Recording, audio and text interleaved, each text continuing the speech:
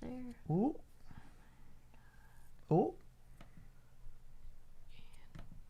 Could we be live?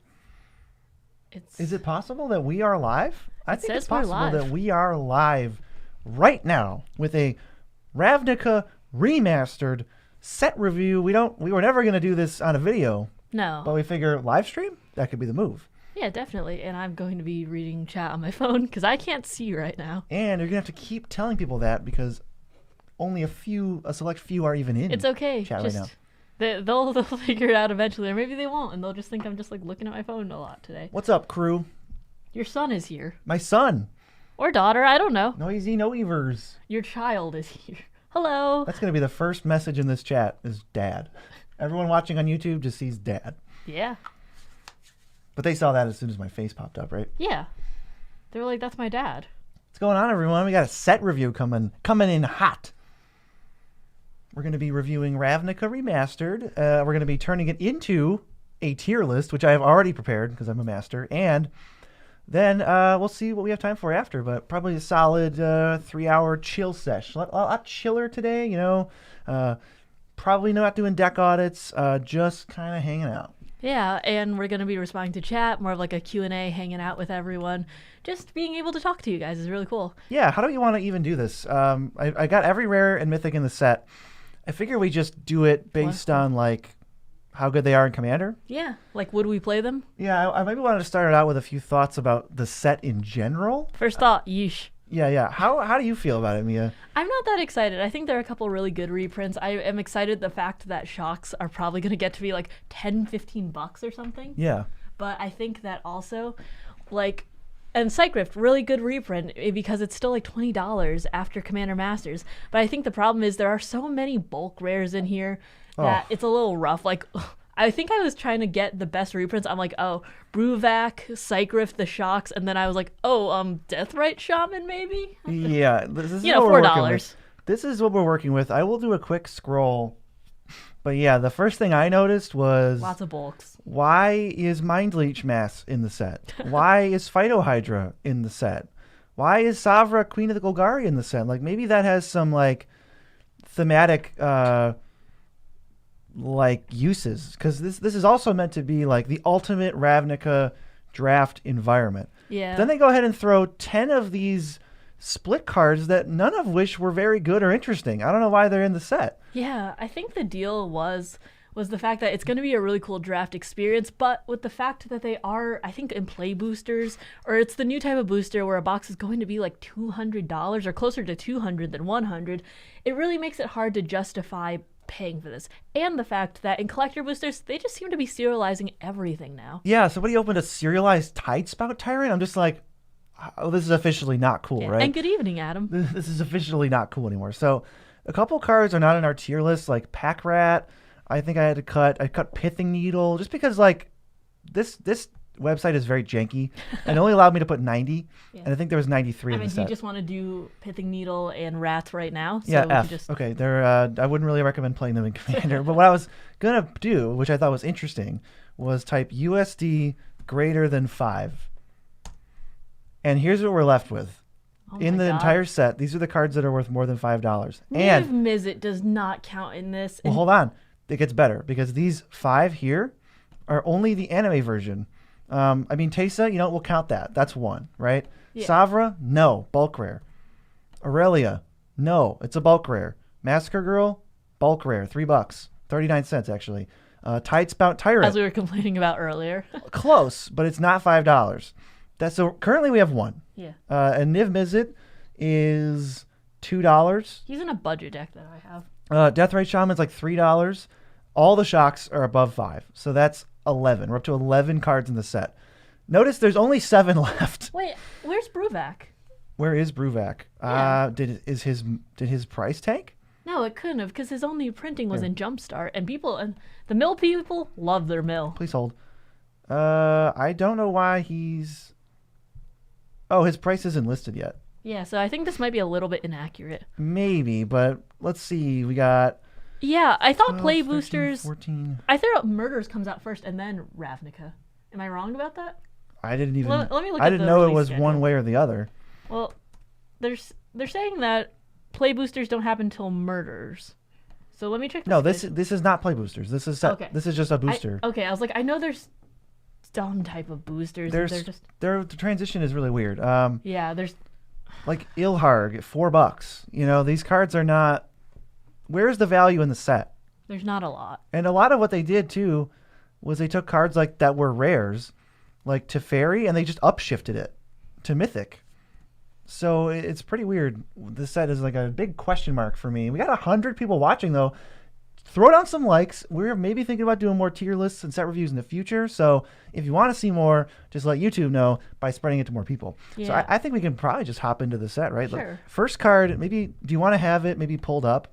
That would be nice. I think the audience would really like that, and the fact that I can't see that well Right, so the first now. card's Blazing Archon. It just is a 9-mana 5/6 flyer. Creatures can't attack you. F. Poop. 97. Would you ever play this in any scenario? No. I'm not playing things like, propaganda or anything. Why would I staple it onto an overpriced body? Right, and just to be clear, just to reiterate for the new people who are in chat, we are doing a full Rare Mythic set review for Ravnica Remastered for Commander. We're not going to take into account how bad of reprints these cards are. We kind of just talked about that just to get it out of the way. Maybe we'll mention it in the middle too, because this set is really bizarre. But Blazing Archon, yeah, I don't know why. Yeah, it is playability in EDH. Yes. RIP daily content, that is true. We are on a different schedule We these do days. get one day off now. We get a whole day off, and maybe not if I decide to make something. But Blazing Archon, I feel like it's poop. Oh, it's poop. 'Cause I'm not if you want to playing not it. be attacked, if you want to say like, can't attack, I think even Ghostly Prison is better. But there's also like, proxy up a moat, or not even proxy, just play like Magus of the Moat, I don't think... Yeah, we love doing the interactive stuff. It's really nice to be able to talk with everyone. And if you want to talk with us or play in person, our next event is actually going to be MagicCon Chicago in February. Yes. Yeah, if you don't want creatures to attack you, there's just like way better There's stuff. better and a lot cheaper, too. Yeah, it's just like, this is a 9-mana card. I mean, also think about it like this. You have a $5 deck right now. Yeah. Would you even put this in there? No. Okay, there we didn't go. Even, I There's didn't your even think about answer. it. Didn't even think about it. Next is Blind Obedience. That's one of my favorites. This is an enchantment that says their stuff under is tapped, and you can extort your spells. We play this card a lot. I really like this. This is a good stuff card. It means that people can't use their treasures immediately. It means the hasty creatures can't swing in for lethal immediately. Kind of kills like the crater hoofs and stuff. Yeah. And chat, we want to know your thoughts on all these cards. So if you have experiences with Blindo, throw them out. We want to hear. We'll read them out, and then we'll start giving grades on this. I'm really happy at the fact that it is come down in price a lot. Last I checked, it was like 6 or 7, and then with the Wilds reprint, it came down to like 2 or something like that, or even 1 maybe. I don't know. I think we were borderline putting it on budget bombs, but it was like 2 cents over. Yeah, currently it's like $2 from that set. I would love for it to be a budget bomb. It's just too good. People like it shuts down haste. It's too good to be a budget bomb. It's not too good for Commander. It's like pretty fair. It's a pretty fair Magic card. I think it's like A tier. But man, that extort really adds up. It's such a nice, relevant extra piece. I feel like A's good. It's not a staple. It's not a CDH card. It's not busted, but I play a lot and it's pretty sick. Well, it doesn't put a black.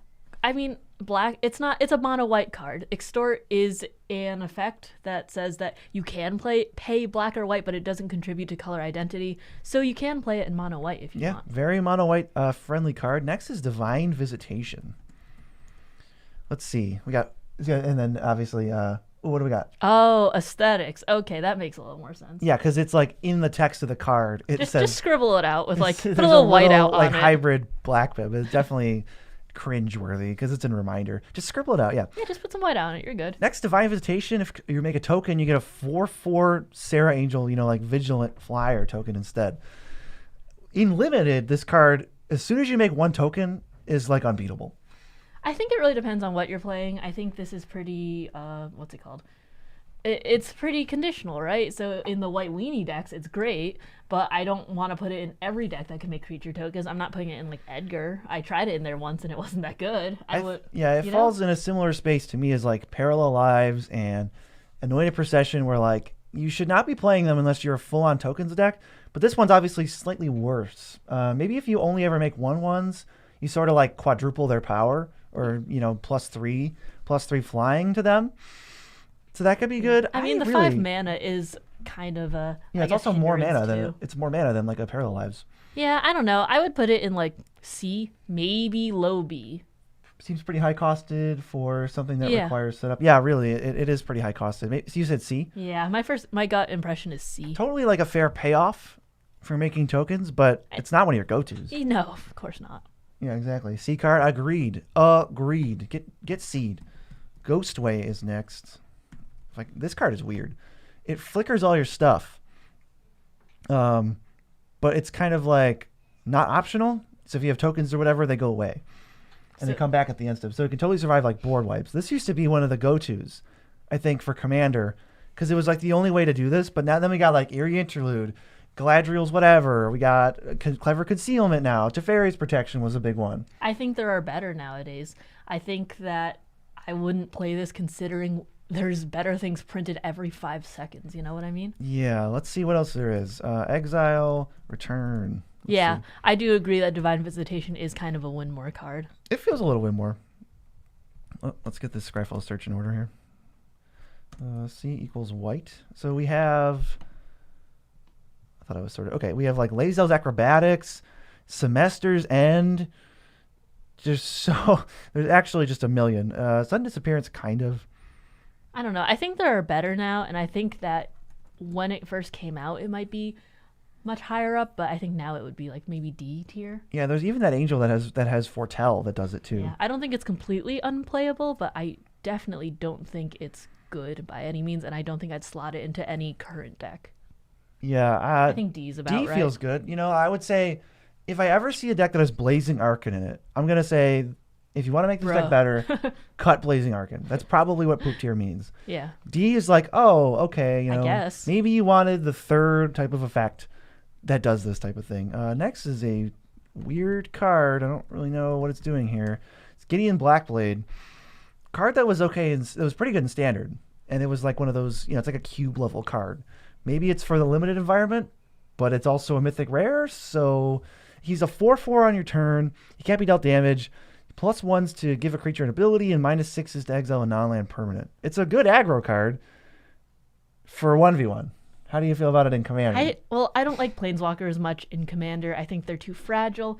I think the fact that he's also a creature on your turn kind of sucks, considering that's more susceptible to removal. You know, like just 1 swords and your Planeswalker's gone, and that's true. It does give them the option to totally screw with your plus a Planeswalker. -6 just to exile a target non-land permanent. I think that's pretty bad. That's why this card is like totally fair costed, because in 1v1 it's a 3-mana 4/4 that gives abilities every turn, and if you leave it in play long enough, you lose your best thing. I would say D. Maybe you have it in a Super Friends deck or something, but I don't even get it. I think like this might be an poop, F. This feels like, or sorry, poop. There's no F tier. There's only poop tier here. It's like, I'm not happy to play it. Maybe if you had Super Friends, but I would never play this anywhere else unless you were on theme. Like, yes, I love Gideon. Yeah, quite literally, whoever said that, this is not a Commander card. No, this is not a Commander card. Maglor C. Okay, next is sort of a Commander card. It's Rest in Peace. Rest in Peace exiles all cards from all graveyards when it enters, and then if a card token would be put into a graveyard, it's exiled.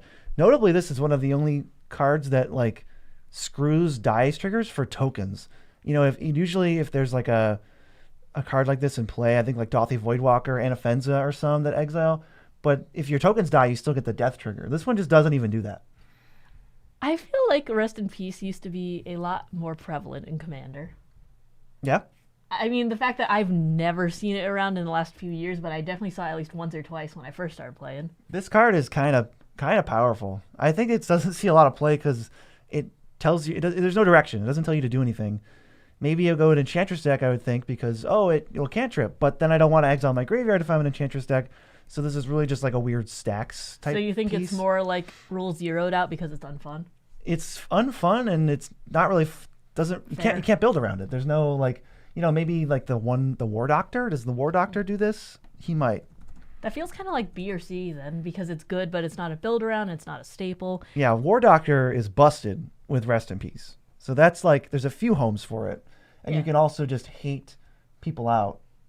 Yeah. I'd say maybe B then, considering it is good, but it is rule zeroed, so it's not like a staple. And yeah, it's really, you know, like it's not like a CDH card or anything. It's not busted. Next is a really stinky man. It's Tomic.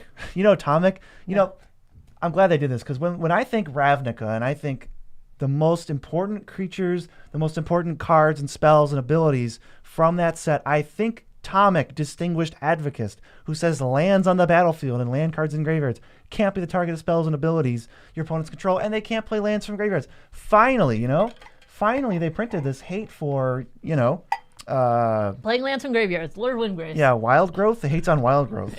Crucible of Worlds. It's just like, that's the thing too. Is in Nostalgic and Fun, there's a few head scratchers still. There's like, because Tomic is not nostalgic. He's not fun. He's not even that good. It's just like, why did they reprint this? It wasn't in demand.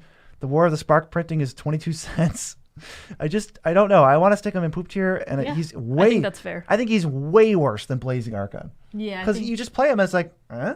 Yeah, I think it's just so super specific that the one deck that it hates on, everything else can just overpower it. It seems like it's a waste of a slot in your deck. Yeah, poop tier for sure. Fire off the capital poops in the chat. Vicious Vio says Tomic is underrated. I don't know. I get that he does do some stuff. Maybe he's better than Blazing Archon. Maybe I was a little bit hard on him. Blazing Archon almost does nothing. But Tomic, all right. What do you think? Would you rather have a 2-mana 2/3 flyer or Blazing Archon? 2 mana probably, because it is technically at least it can come down early. It attacks, it blocks. Tomic, we gave you a bad rap, buddy. You have flying, and you are 2 mana, so you are better than Blazing Archon. We are going to do these in order, I think. That'll be more fun. The last mono white card is Unbreakable Formation with no K. Okay, Unbreakable Formation. It gives your creatures indestructible as an instant, and if you cast it during main phase, they can attack now. I wouldn't put this in anything. I don't know, because it's like, if I were to make it's a combat trick basically. I mean, I'm probably not going to cast it to main phase because. So it's. Because I probably don't care about only a 1/1 buff for 3 mana. I probably want something a little bit more. Well, so if you're like a +1 counters deck, what it does is it puts counters on your whole team if you want to jam, or you can hold it up and respond to ideally a board wipe. But the problem I have with Indestructible over Exile and Return, or with Phase Out, is what are the best board wipes in the format? If I had to list 5 of the best board wipes in the Exile, format, it's Toxic Deluge, it's Cyclonic Rift, Toxic Deluge, Farewell, Tragic Arrogance are at least 4 of the top 10. And that's just doesn't do anything. So I feel pretty bad holding up this and Heroic Intervention too. Yeah, I'm not a big fan of this, honestly. Yeah, I'm not even sure if I'd slot this in a 1/1 counter deck. Mad One was talking about Tomic, and he said it's what happens when you make up a theme and then you need to fill it with garbage cards to reach the numbers. LOL. Yeah. A Chroma's Will, but worse. True. Sort of, yeah. It is kind of like a Chroma's Will, but worse. That's the other thing about this Unbreakable Formation. You have 1, 2, 3, 4, 5, 6, 7, 8. You have 8 rare slots in your Ravnica set. 2 of them are the same thing. We just made another 3 mana, your creatures are protected from board. Why are there 2 out of 8 rares, Ghostway and Unbreakable Formation, that are so similar? I don't get it. I guess this is just going to turn into a Ravnica Remastered roast, but that's okay. It's been a little bit rough. We were watching the, previews, and we were not that pleased. Yeah, we were not that pleased. We were like, oh, here it comes. Oh, okay. They're just showing some uncommons. Next is Bruvok, which is, as far as reprint quality goes, about as high as it gets. This card was $50 for no reason because it was a Jumpstart exclusive, and now it's here. But what does it actually do? It says if an opponent would mill once, they mill twice that many. I mean, it's synergistic to a theme, which is mill. However, it doesn't really help you mill it, because it doesn't mill itself, if that makes sense. Bruvok. Someone says Bruvok a Giga Chad. He's definitely a Giga Chad. He doesn't have the mill engine stapled onto him, but if you do have those pieces in play, he's what's his face? The blue proliferate dude. It's if you would proliferate once, proliferate twice, and so. Yeah. Ethan says Mill in Commander, yikes. That is a fair point. How do you feel like Mill is positioned in Commander in terms of I think it's tough to do. Winnability, yeah. I think it's an uphill battle, to say the least. Yes, so does. Bruvok helps though. Cards like this are good. He definitely helps, but is Mill playable in Commander? It's pretty fringe, I think Bruvok is pulled down by how bad the Mill cards are, but I feel like he's C tier. Yeah.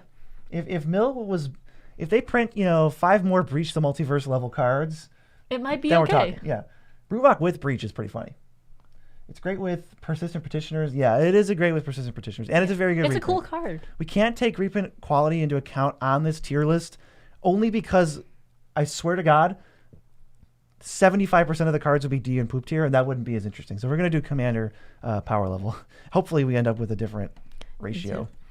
Copy enchantment, I think, is the next one. This is as it enters, you can choose an enchantment in play, and it enters as a copy of that enchantment. Super weird. Yeah, and no worries that sometimes people get behind on our our deck audit streams too. It's a little a little weird that YouTube does that sometimes. We make so much content that it's hard to keep up, right? Yeah. All right, let's see. I mean, you play the enchantment deck. Do you have this in there? I do not. So what I have in here instead is Estrid's Invocation, which enters as a copy of an enchantment you control, except it has, at your upkeep, you can flicker it, and then it'll enter as a different enchantment or whatever else, and then you get all the ETBs, you get the constellation triggers. I figure when you're copying enchantments, I can't really rely on my opponents to have a good one, right? So it almost is irrelevant that I can copy my opponent's stuff. So you're always just looking for your own. So like 1,000 times over, I'd rather have Estrid's Invocation. Does anyone in chat play copy enchantment? I'm sure people play Estrid's Invocation. I'm kind of now curious how many EDH rec decks. Yeah, I'm not a big fan of Enchantress decks. They're just like not my jam. I think they're kind of boring. So this card is in 12,000 decks. What about Estrid's Invocation? That's in 20,000. That makes sense. Any fans here? Where would you put Estrid's? And then just one level below that, I think, is where we should put this. Estrid's feels like a really good card for a very specific deck. Maybe that's like bottom of B or something. Or top of C or something. But yeah, man, copy enchantment. So bottom of C, top of D. I mean, there's Does that sound about right? There's also a card called Mirror Maid. The Mox Amber. She was already Box Amber today. She just ran into an Amazon box that we had lying around. She just yeeted herself right in that box. There's also a Mirror Maid, which copies anything, and it also copies artifacts. But yeah. And there's also now that I'm just keep thinking this card falls down in my head. Clever Impersonator copies any non-land permanent on the battlefield, so that also counts enchantments. So where would you put? I'm falling lower and lower because why would I need to play this? You want to put it in D tier? I do want to put it in like the bottom of D. I can see wanting a Ghostway, man, copy enchantment is like there's so much better than it. Let me go grab the charger for your computer. Oh, I forgot about that. Yeah, thanks. All right, let's see. Okay, so next we're going to move on to Cyclonic Rift. Have you heard of this one, chat? This one was a deep cut. This is a card that returns non-land permanents, but overload, which I've never seen that before. It says you may cast the spell for its overload cost, and if you do, change target in its text to each. That's so weird. So this would say 6 and a blue, return each non-land permanent you don't control. Is that good? How do we think? Unplayable? We have 1 vote for unplayable. I see 1 vote for S. Another S here. Unplayable. Yeah, I'm pretty torn. I don't know if I've ever played against it. Let's see how many decks it's in on EDH Rec. That might give us some information. Chat, do you have any guesses? I want to know, without cheating, how many decks do you think Cyclonic Rift is in on EDH Rec? Yeah, it is another worthless reprint. Get your votes in. I got a vote for 22,000, 80,000, 120,000, 32, 110. Every single blue deck. Let's see. 999 trillion, I think that is. How many decks have Island? 100K. All right, here's the answer. It's in 488,000 decks. Pretty much everybody was way too low, except for the guy who said 999 trillion. You were way too high. Yeah, this is not really up for debate. This card is busted. It's rules zeroed out of the format because it's so good, except 500,000 people are still playing it. Cyclonic Rift. Oh, Cyc Rift. Yeah. Cyc Rift's one of those, I know they can't hear me, but you can just repeat what I'm saying. Some people were like, holy! Yeah, no. Cyc Rift's one of those cards that we try not to put in too many decks. It's like Aristic Study. It's really, really good, and everyone knows it. Yeah, everyone knows it. Mia, I was going to say something else everybody knows. It's an old quote from my grandmother. Do you know what it is? I would love if you got this live stream to 69 likes. She always calls me her little pog champ, and she wants me to get every stream I host to 69 likes, or she'll be sad and I'll soil her memory. So if we can get the chat. She's still alive. Yeah, get the stream up to 69 likes for my grandma. You know, she's watching. She'd really appreciate it. She's 99 years old. Again, not true. I can't even see what this card is. Oh, Enter the Infinite is next. We got very small images. All right, obviously, like Rift is busted. We had our fun with that. People said they could hear you from there, actually. Yeah. That's interesting. All right, Enter the Infinite is 8 blue, blue, blue, blue. Draw cards equal to the number of cards in your library, then put 1 card back on top so you don't die next turn. And you have no maximum hand size until your next turn, which is your last turn, theoretically. I mean, this is the card where people are just going to win. They play this, they win. Right, but it's 12 mana. How do you play it? Omniscience. Which is 10 mana. Yeah. How do you play that? Show and tell. You know what? I've seen it way too many times. The braids are show and tell into Omniscience, into the Enter the Infinite, and then just the win on the spot. It is also good in Yuriko. It is good in Yuriko. As just a burn spell that you probably don't cast. It's so specific, though. It's not like, you can't shove this into any deck. Yeah, it's really, really specific. Do you think this is like, since it's really, really powerful in like less than 1% of decks, would we say that it's like a D tier card? I wonder how many decks it's in. Yeah, let me see. Let's see the stats first. Well, I like the guessing game. How many decks do you think it's in, Mia? How much was Cycrypt? 500,000. 500,000. Yeah. Okay, maybe like 15,000. I will say my official guess is that this card is in 30,000 decks. I see a vote for 2,000, 2,003, at least 2 or 3. These are very low votes. Let's see where we're at. And I did nothing. 16,000. I said 15. You were good. You were good. Yeah. And VZ's Grandma is still alive, both of them. We just got them Christmas gifts. We did buy them Christmas gifts. I wish I could give her the gift of 69 likes. We're just not quite there yet. That's okay. But I would love for this, live stream / Ravnica Remastered roast to spread to more people, including my grandma, who will then see that it has 69 likes and will cry. Yeah. And then she'll undisown you. Yeah. Oh, yeah. Also, she disowned me, I guess. Okay, so this D tier, probably the highest card in D tier because that seems it's about very right. specific. It's very niche. It's kind of like its own thing. Next is a beloved classic.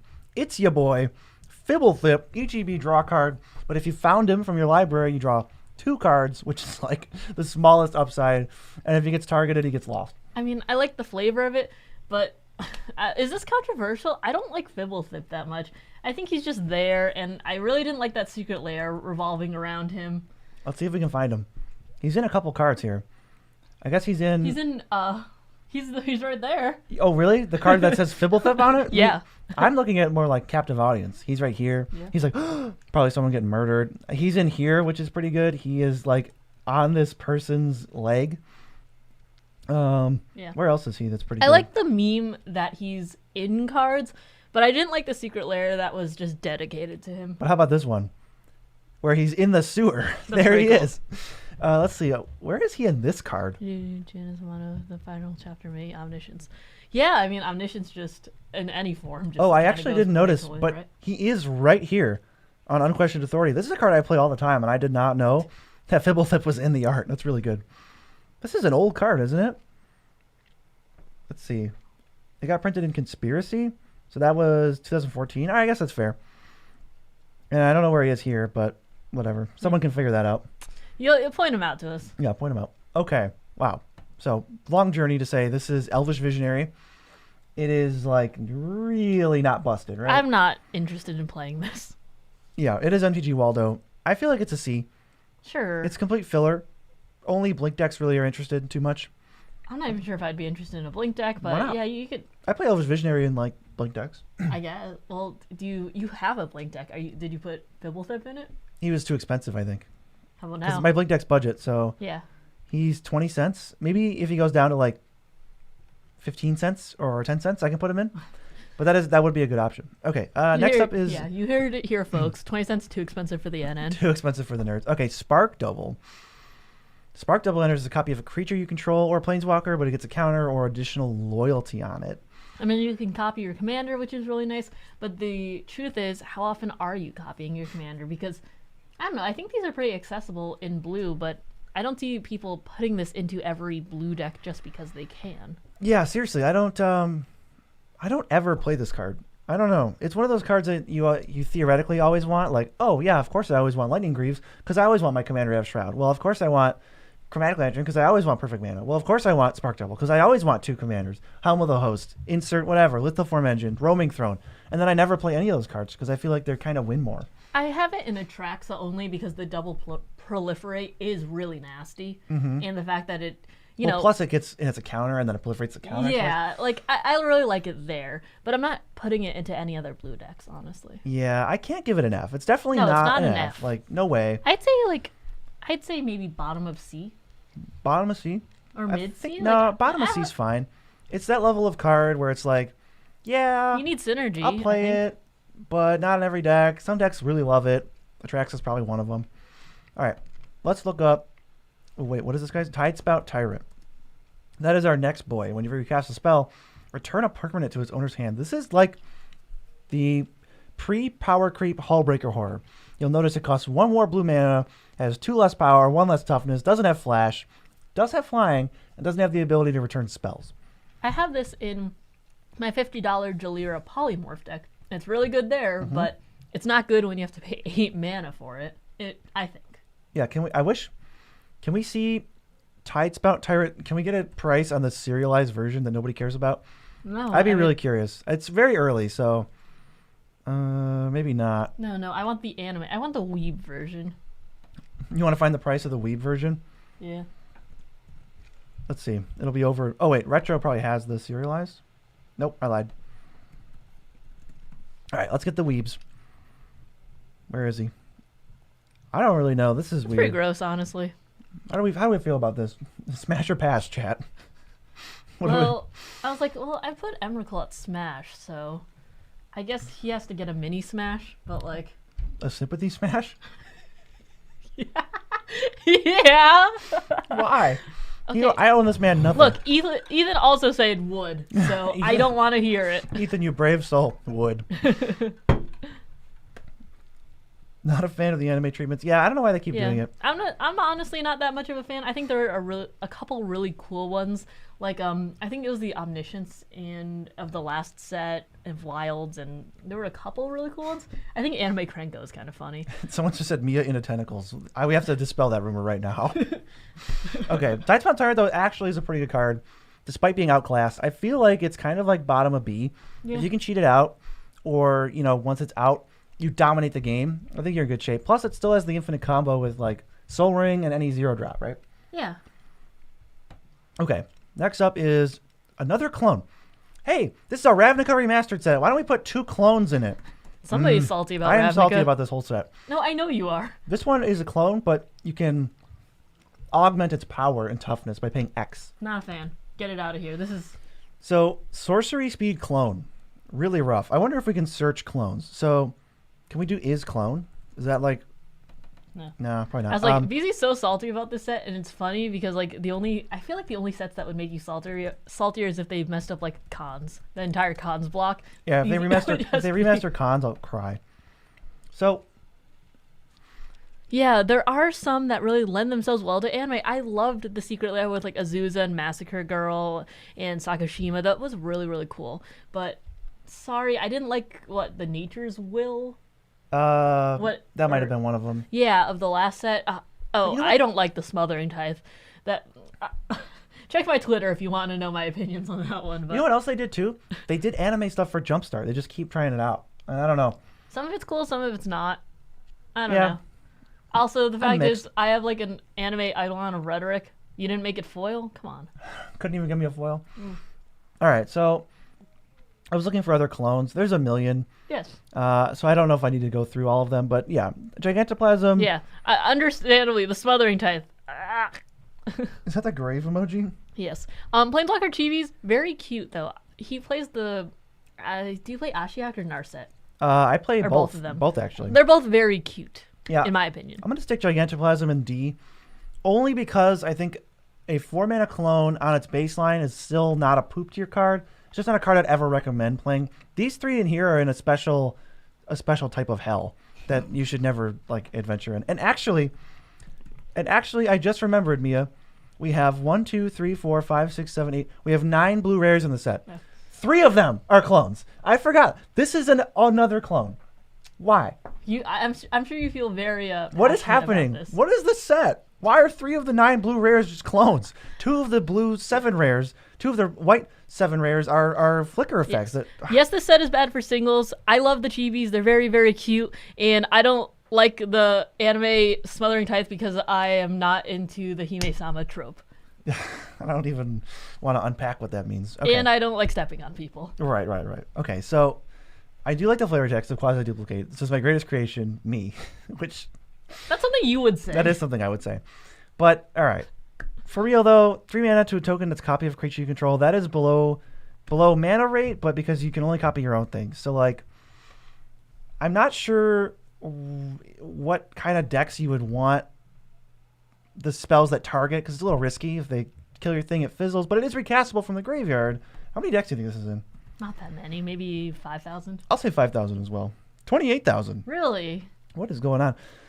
I guess it's good when you want clone-y type stuff. Okay.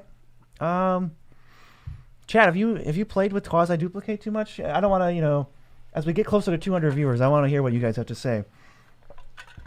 Look, I was a weeb for many, many years. That's all I'm going to say on that one. Yeah, you've been indoctrinated. You know all the speak. You're not necessarily into it all. You just know it, which just makes you look I was bad. like, I started back in Bleach, back when Bleach was real crusty, and on like Cartoon Network Toonami. Yeah. With the guy in the ship. So I've been in the anime community for a hot minute. Yeah. Okay. Anyway, quasi duplicate, a card with very few, if any, tentacles at all. You brought that up. Well, this guy, Mad One is bringing it up, and Dylan Bunton are all in on it. Moltown can say he would smash Emrakul, but I can't. Did he say that? Yes. Oh, I didn't know that. Would. Every single commander, he has a smash or pass. That doesn't mean that he would. Well, he did. Okay, I'm just curious. Quasi duplicate. I think this is a very specific card. I will probably put it like where Enter the Infinite is, where I generally would say don't play it. But like Brutaclad decks probably want to play this card. Certain Spellslinger decks that have like high value things would probably want to play this card. Let's go on to Cryptghast. Cryptghast doubles your swamp production. This is another good reprint. I'm happy this is reprinted. Yeah, this is a good one. Also has Extort, so that whoever was saying they love the aesthetic of a black pip in their white decks, now you can have a white pip in your black decks too. I'm happy this is reprinted. I think this is pretty useful in a lot of mono black decks. I've seen our friend James play with it quite a lot. So Yep. I think this card I've seen is the use. Yeah, this one's pretty good. I generally do not like tapping swamp doubler like the swamp like Nirkana Revenant. I don't play it. Cage Sun. I never play it.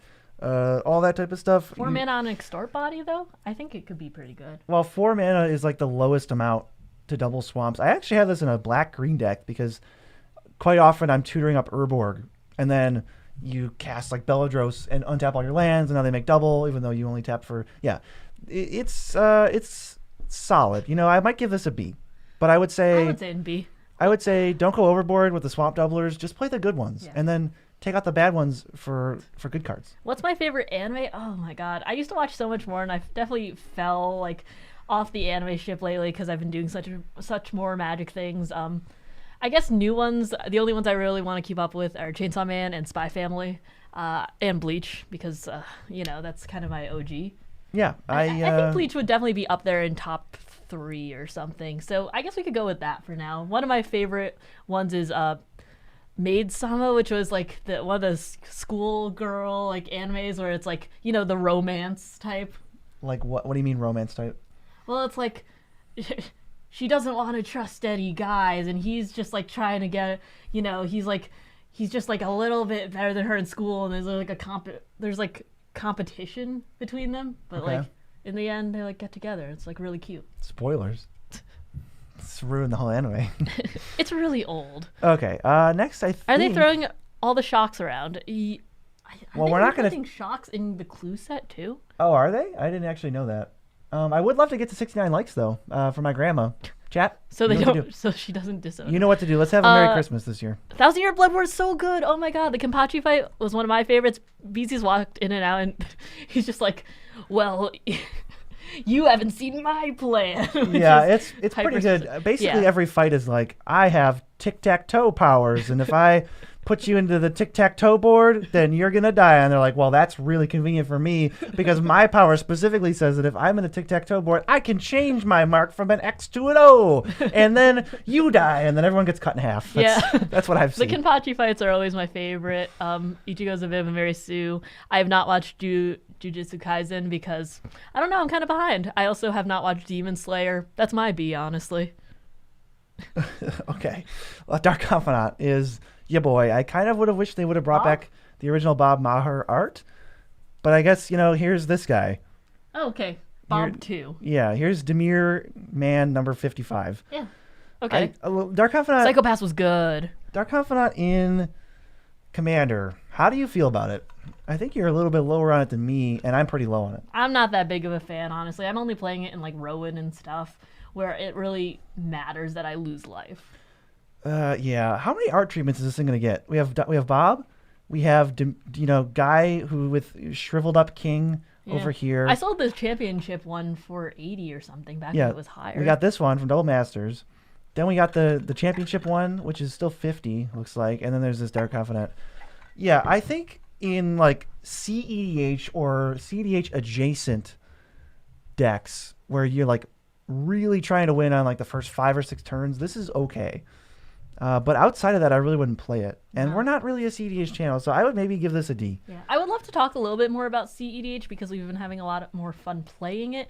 And we did do a video with playing with Play to Win, so you should go check that out if you haven't. But unfortunately, it is not our strongest suit, so we do have fringe decks. Emo Kid MTG says Modern Masters Bob is the best Bob. Now, I happen to agree with you.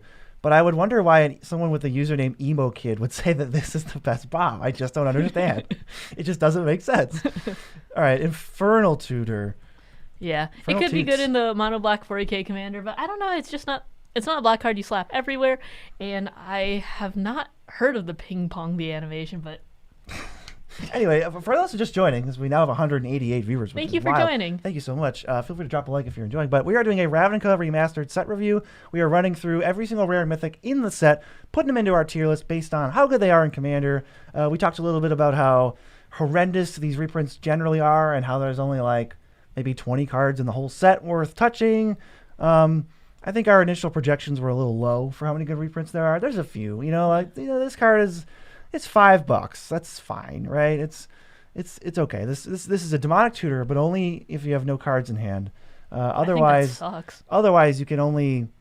I mean, in Commander, it does nothing, right? Yeah, I think this sucks in Commander. This is about as bad as it gets. Yeah. Yeah, I don't even want to be empty-handed to try to resolve this. This is worse than a 9-mana flyer. And thank you so much for watching and supporting the Play to Win video. We love them, and we had a lot of fun, and there may or may not be another video coming out. Yeah, tell them you want more of us, and then we'll get back on. Yeah, and if you go to their Patreon, there actually is a second CEDH game that we did play, and it's pretty funny. It's true. It's true. Okay, back to the absolute hot fire. Low to the ground, aggro, and black. It's usually just token aggro at that point. It's not usually. Barakos is really good though. Barakos? Which one is he? The party guy. Oh yeah, he is pretty good. Oh, and then Haunted one. That's cute. That's a cool because one. They all he's got 4 different creature types. Yeah. That's and cool. Thank you guys, and thank you so much. We're actually really excited. We're gonna see Cam and Dylan in Chicago too. So yeah, we're gonna probably get a game in. Yeah, so if you want to meet them, you want to meet us, come to MagicCon Chicago. We'll be there. We have a meet and greet booth. Yeah, if already. you want to play the weirdest 5-player game ever, just try to make that work. Lily is next. This is one of I think the single best black cards in the entire casual Commander format. You -4 for a mini board wipe. You're drawing cards as a static ability. The ultimate actually just says you win the game. And I love it. I don't really think there's anything wrong with this card. Are you putting an S? Where do you want to put it? What's your experience with this card? Why don't you go over that, and I'm going to get a drink. I think with this card, I don't run it in any decks because I'm running so many colors usually, and I don't have too many Dice Traders decks. I've seen BZ play it a few times. It's been very good every time he's had a synergistic deck with it. But I also don't think it's just a black staple you can kind of shove into any deck like Blindo, or if you're... what's it called? Or just Snuff Out if you control enough swamps. I don't think it's that level of versatile, but I do think it gives amazing card advantage. It really helps with removal when people sack 2 creatures. I don't really know how often you're doing the 2/2 zombie token, and not -9. That's really, really good. I'd say I'm definitely not as high on it as BZ is. But I would say it's in like an A card or B, A or B, I'd say, because in the right deck it really slaps, but it's not something I put in every black deck. I think For Lily? yeah. Yeah, It's I don't really put good it, every time I've seen it, but not every black deck wants it. I don't put it in every black deck either. I think it's probably like half of black decks, maybe more. I could see this, if we want to balance out our opinions, top of A. I could see top of A. Yeah, we could put it in A. And yeah, Dylan and Cam are so awesome. It's just, if you want to get into CEDH, we highly recommend them. Friends of the channel, right? And oh my God, while I was gone, we got 69 likes. Thank you. you. My grandma's going to be so happy when I tell her that. Really, really appreciate that. So the higher the likes, the happier she'll be, really. So Yeah, I mean, if you like grandmas. If we get this to 200, I'll just call your grandma. You know what?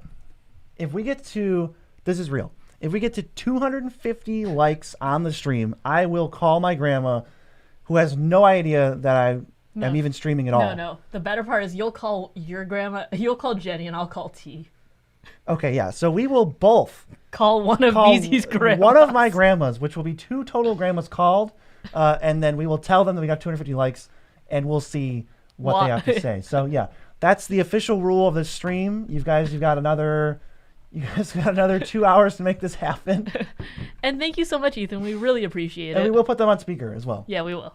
Thanks, Ethan. You guys are awesome. All right, Lord of the Void is next. Mia, do you want to just read this one? I'm getting sick of reading crappy rares. Lord of the Void is 4 and 3 black for a 7/7 flyer. When it deals combat damage to the player, exile the top 7 of their library, and you put a creature onto the battlefield under your control.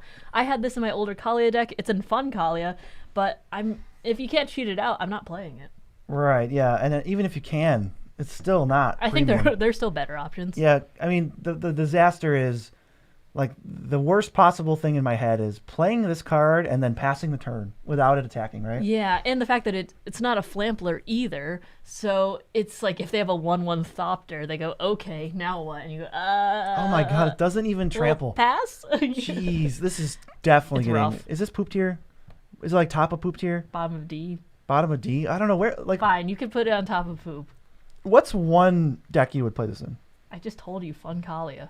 So, not even Kalia. Kalia, where you're specifically just playing the cards you like. That's a Okay. that's a home. I'm not putting this in CEDH Kalia, and you know it. Would you put it in like if somebody had a No. Kalia deck? Yeah, you wouldn't even put it in. No. Right. So where's this going? Chat. What is the final Put version? it in Yeah, Poop. Poopy Put Poop it in says Poop. Put it in Poop. says chat. Absolutely. Okay. Here's a card that's not poop. Midnight Reaper. Heck yeah. This dude slaps. He slaps. I like him. Yeah, whenever your creatures die, you deal 1 to you and you draw a card. I'm just now realizing this is damage, so if you happen to have a Whip of Erebos in play, you actually just don't take damage. You gain a life also. I like this a lot, and I like the fact that it doesn't restrict you by saying like once per turn, or there are a lot of those like Morbid Opportunist that's only like once per turn and stuff. So I do like the fact that it doesn't have restriction. Midnight Reaper pretty much appears everywhere that like his buddy Grim Haruspex would appear. It's like the same thing. Same with Lily. They're all kind of in the same deck where you've got like Bloodghast or Nether Trade or a Reassembling Skeleton. They're just cards that are just going to die over and over and over. So Yeah, not it's, B? Yeah, it's pretty good. Solid role player. Yeah. Definitely a real card. Looks And like yeah, 5 out of 10 in Kalia. There are better targets, but cheating it out's pretty fun. 0 out of 10 anywhere else. Don't pay 7 mana for it. Yeah, and then we got Midnight Reaper, who's like a 7 out of 10 in a sack deck. He's like a pretty good dude. He's a pretty good dude. Yes, Priest of Forgotten Gods. Sack 2 creatures, and anyone else loses 2 and sacrifice a creature. And then also you add black and draw a card. I kind of butchered reading it, and I'm not going to read it again. So hopefully you parsed out what it does from that. BZ actually has this in his Pioneer deck, and that's pretty fun. Yeah, it's fine in Pioneer. I don't know how much I like it in Commander. I've never even really seen it. I've never seen Commander either. I do like the fact that it does say any number of target players, because there are so many things in Magic that are just you and target opponent. However, I've never really seen this in Commander. You know what I bet you could do? If someone's like, I'm going to kill that Priest of Forgotten Gods, you could say, I won't target you with it. And it might stay alive. But I just think the fact that you're not getting an immediate sacrifice is not worth all this other crap. I just want to play Crafter, right? Yeah. I just want to sacrifice creature immediately. I don't want to wait. The timing can be awkward. If somebody taps out for their 5-mana commander, I want to kill it. Yeah, that's understandable. So, like, this feels like a D level card of, it fits right in with clones I'm never going to recommend, and flicker spells I'm never going to recommend. Here's a play Crafter. Was it good in Standard? I think this card saw play. This is a card that you play a lot, so I'm going to let you take the lead on this one. It's your girl. Massacre Girl, 3 black for a 4/4 with Menace. When she ETBs, each other creature gets -1/-1 until end of turn. When a creature dies this turn, each other creature other than Massacre Girl gets -1/-1. So basically it's like your 1-drop dies, and then their 2-drop dies, and it just keeps kind of cascading into one another until everything on the board is basically dead, unless you have really big bodies and you're just trying to, like, and I mean like really big bodies. And Massacre Girl still. I really like this. I have it in Yarok. I think I also have it in... I think it's another budget deck with black because it's a really good kind of like sweeper. Plus the art is super cool. I mean, yeah, she's got really good art. I don't know that she needed this one also, because this one probably would be cool if it wasn't for this one, which is just cooler. Yeah, I mean, that was the Secret Lair one. It's super cool, and it's $17. That's insane. Do you have it? Yeah, I bought the entire Secret Lair. Azuz is up to 40 something or 30. How much did you pay for it? 40 for the foil.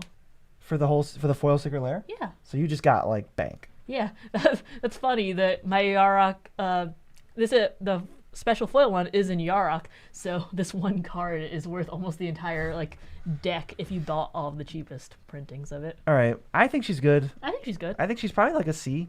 Yeah, I'll play I think her she's good. You know, some of the time, and I'm not disappointed with it. Let's put her probably above Fibblethip. Actually, I see her more than Bruvok too. Let's give her some respect. Top of C. Next is an alternate win condition. It's Hellkite Tyrant. There he is. If you have 20 artifacts, you win. I actually just recently connected with this. Our friend Cole had an artifact deck, and he played it, and I stole it and hit him with it, and that I won the game. I mean, he also tried to just let us not hit him. He had like 20 artifacts on the board. He played it down. He goes, and I'm not gonna attack anyone. I'm just going to pass, and just like smiled at us. It's like, okay, well, we can't let that live. Yeah, I'm gonna remove it. He had 18 artifacts with the way to make 2 on his upkeep, so that was yeah, that Secret Lair is super cool. The new Psych Rift also awesome. Yes. Well, what are your thoughts, chat, on Hellkite Tyrant? The Memnarch deck was really fun. Thank you so much for submitting it. For sure. What do we think about Hellkite Tyrant? Have you ever won a game with this? I haven't seen it happen. I won because I stole their artifacts. I didn't win because I won the game. How many decks is it in? I don't like the fact that you have to wait till upkeep. It's in actually a lot. Like a lot. I think... Yeah, I guess if you're using it for like stealing people's treasures, or if they're an artifact deck and you just like take their board, it's pretty good. But I wouldn't try and keep this as my main win con. 20 is just so much. 20 is a lot. This also feels like a C card.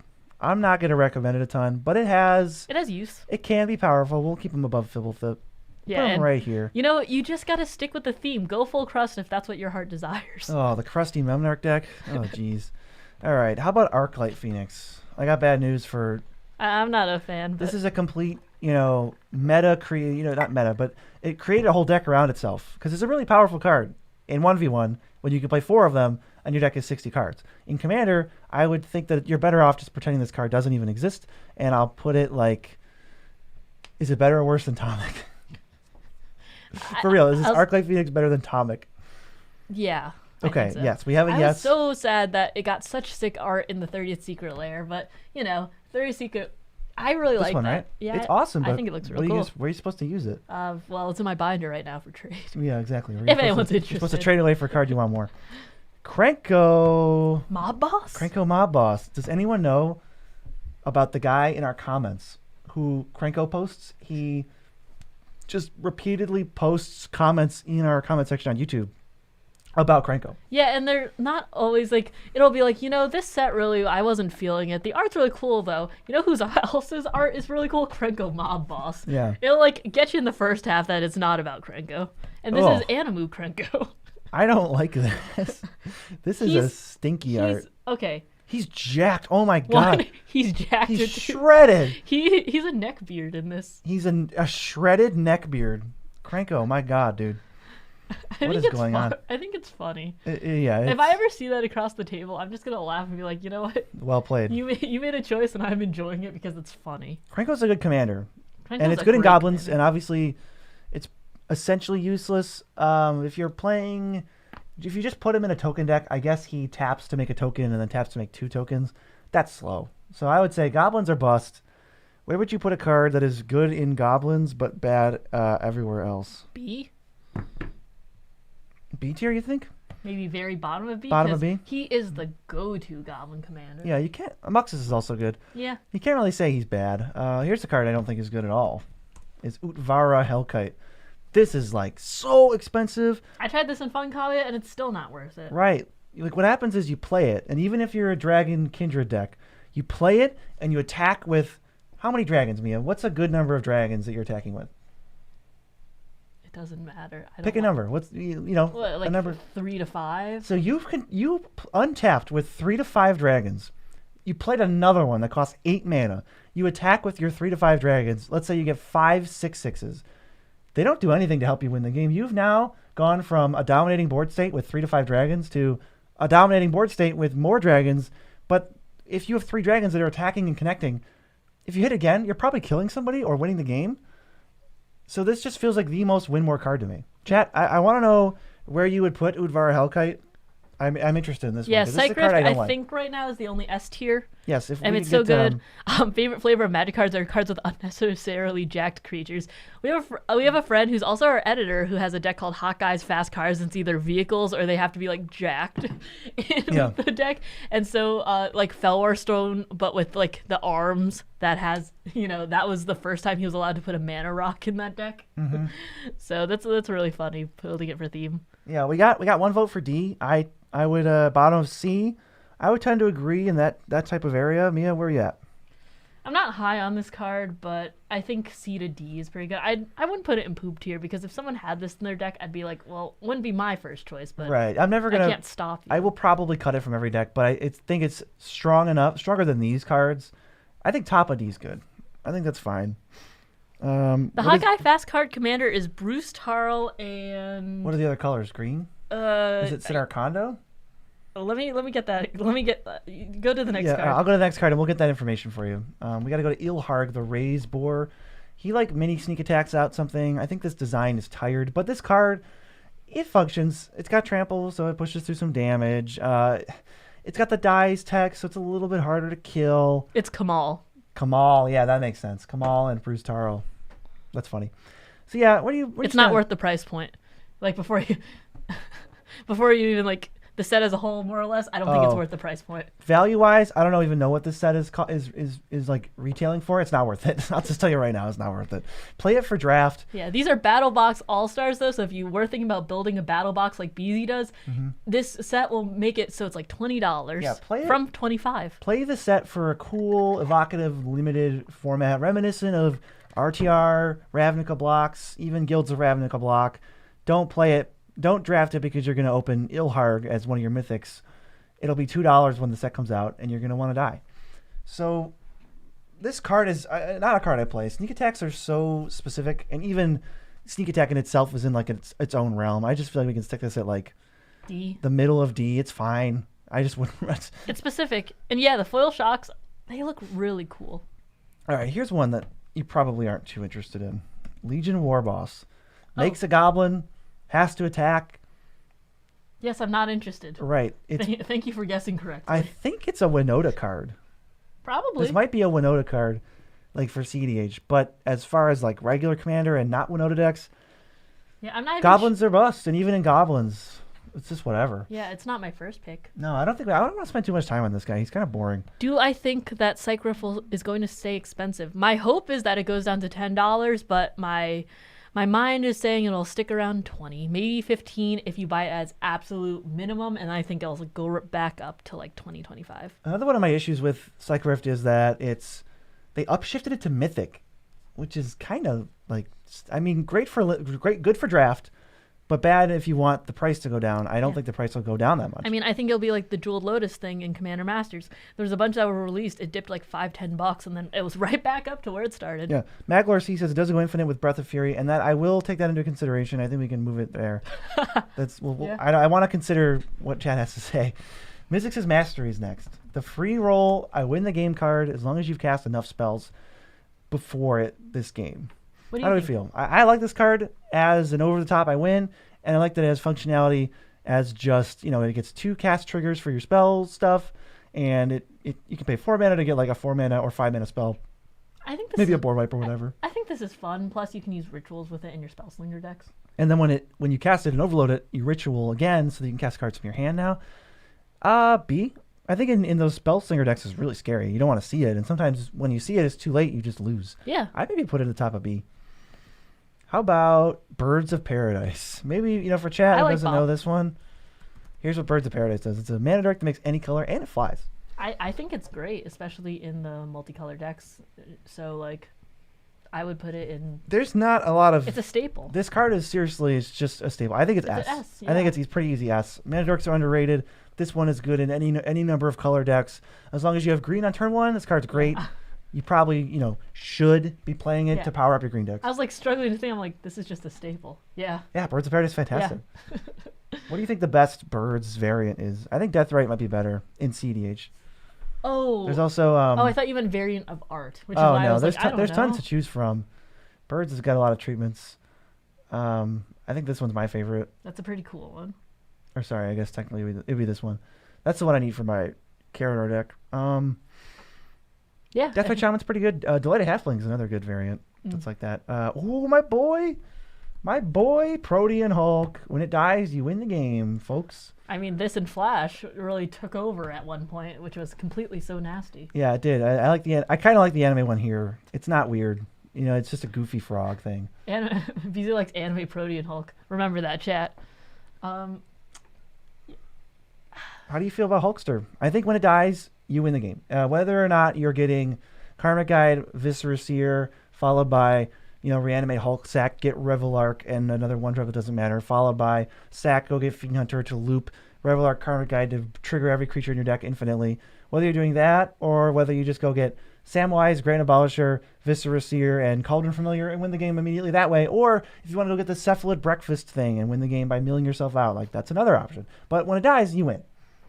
I mean, I feel like this is the all or nothing sweat. I mean, it's a really good card, but I think that it's one of those cards that was kind of I'm not going to say rule zeroed out, but we don't see it as much because it was either played really sweaty in Flash Hulk, and then I think it has this lasting impact on Commander to an extent, where people are still pretty worried about it because of those combos. Even as a value card, I'm still pretty scared. I think it's a solid A.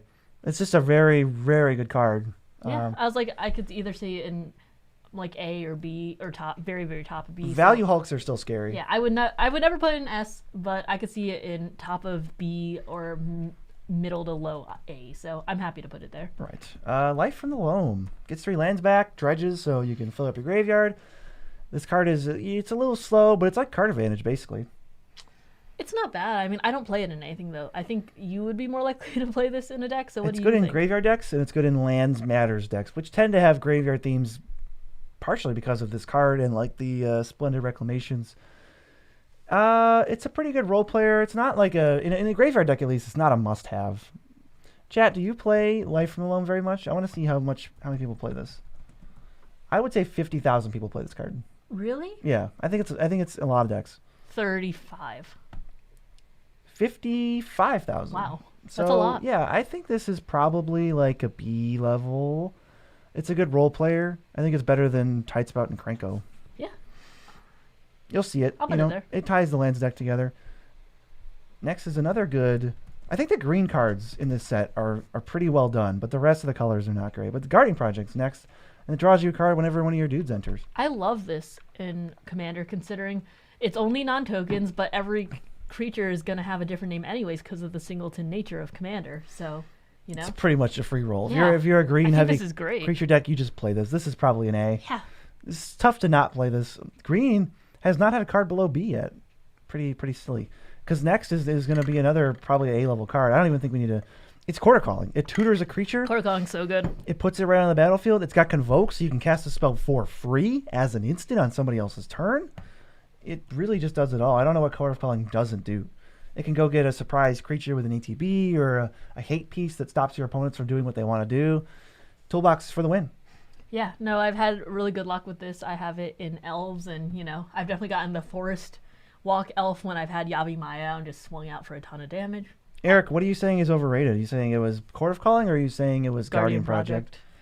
Yeah, I think some people might have it overrated. Maybe it's not Guardian Project, but I thought that was when it was. Some people might have that card a little high. They said they would put Life from the Loam higher than Guardian Project. I don't know if I agree with that. I think I would keep it where it is. Well, We not made the necessarily. list, of course you would. Not necessarily. I wouldn't move it at all, but I think they're on different levels. Yeah, Because Guardian Project is completely a card free. you really could just put it in any green deck, and it'll probably be fine. But you can't just put Life Alone in any green deck. It's you need graveyard stuff, you need lands, you need dredgy stuff. Yeah, he meant Project.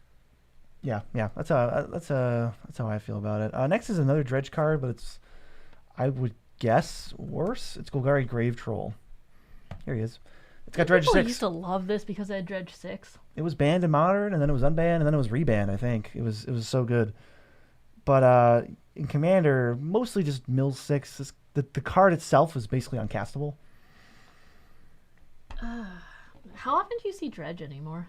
I think there's just better ways to mill these days with like all the undead butlers and Stitcher suppliers. They Yeah. mill and they have a lot. It's no grist. Even I think Stinkweed Imp is better because that's a more castable card. Grave Troll just falling down for me. I don't know. I think I would be in D.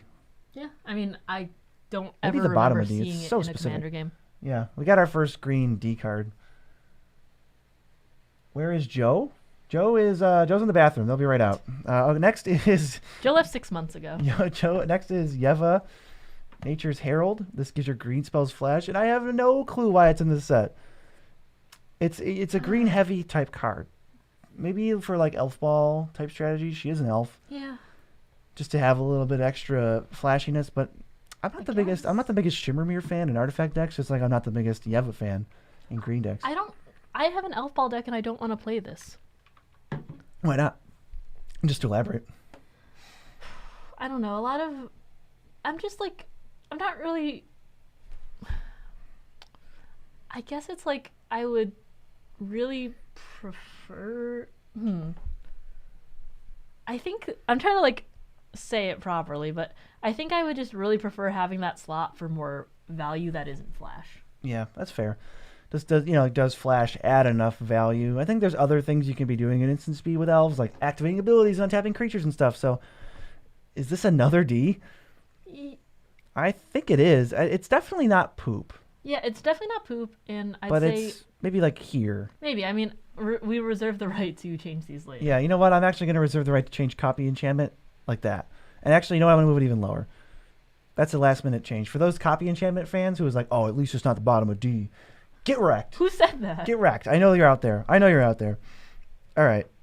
6 months? Yes. You might have been in a coma. I'm not sure. I'm not a medical professional.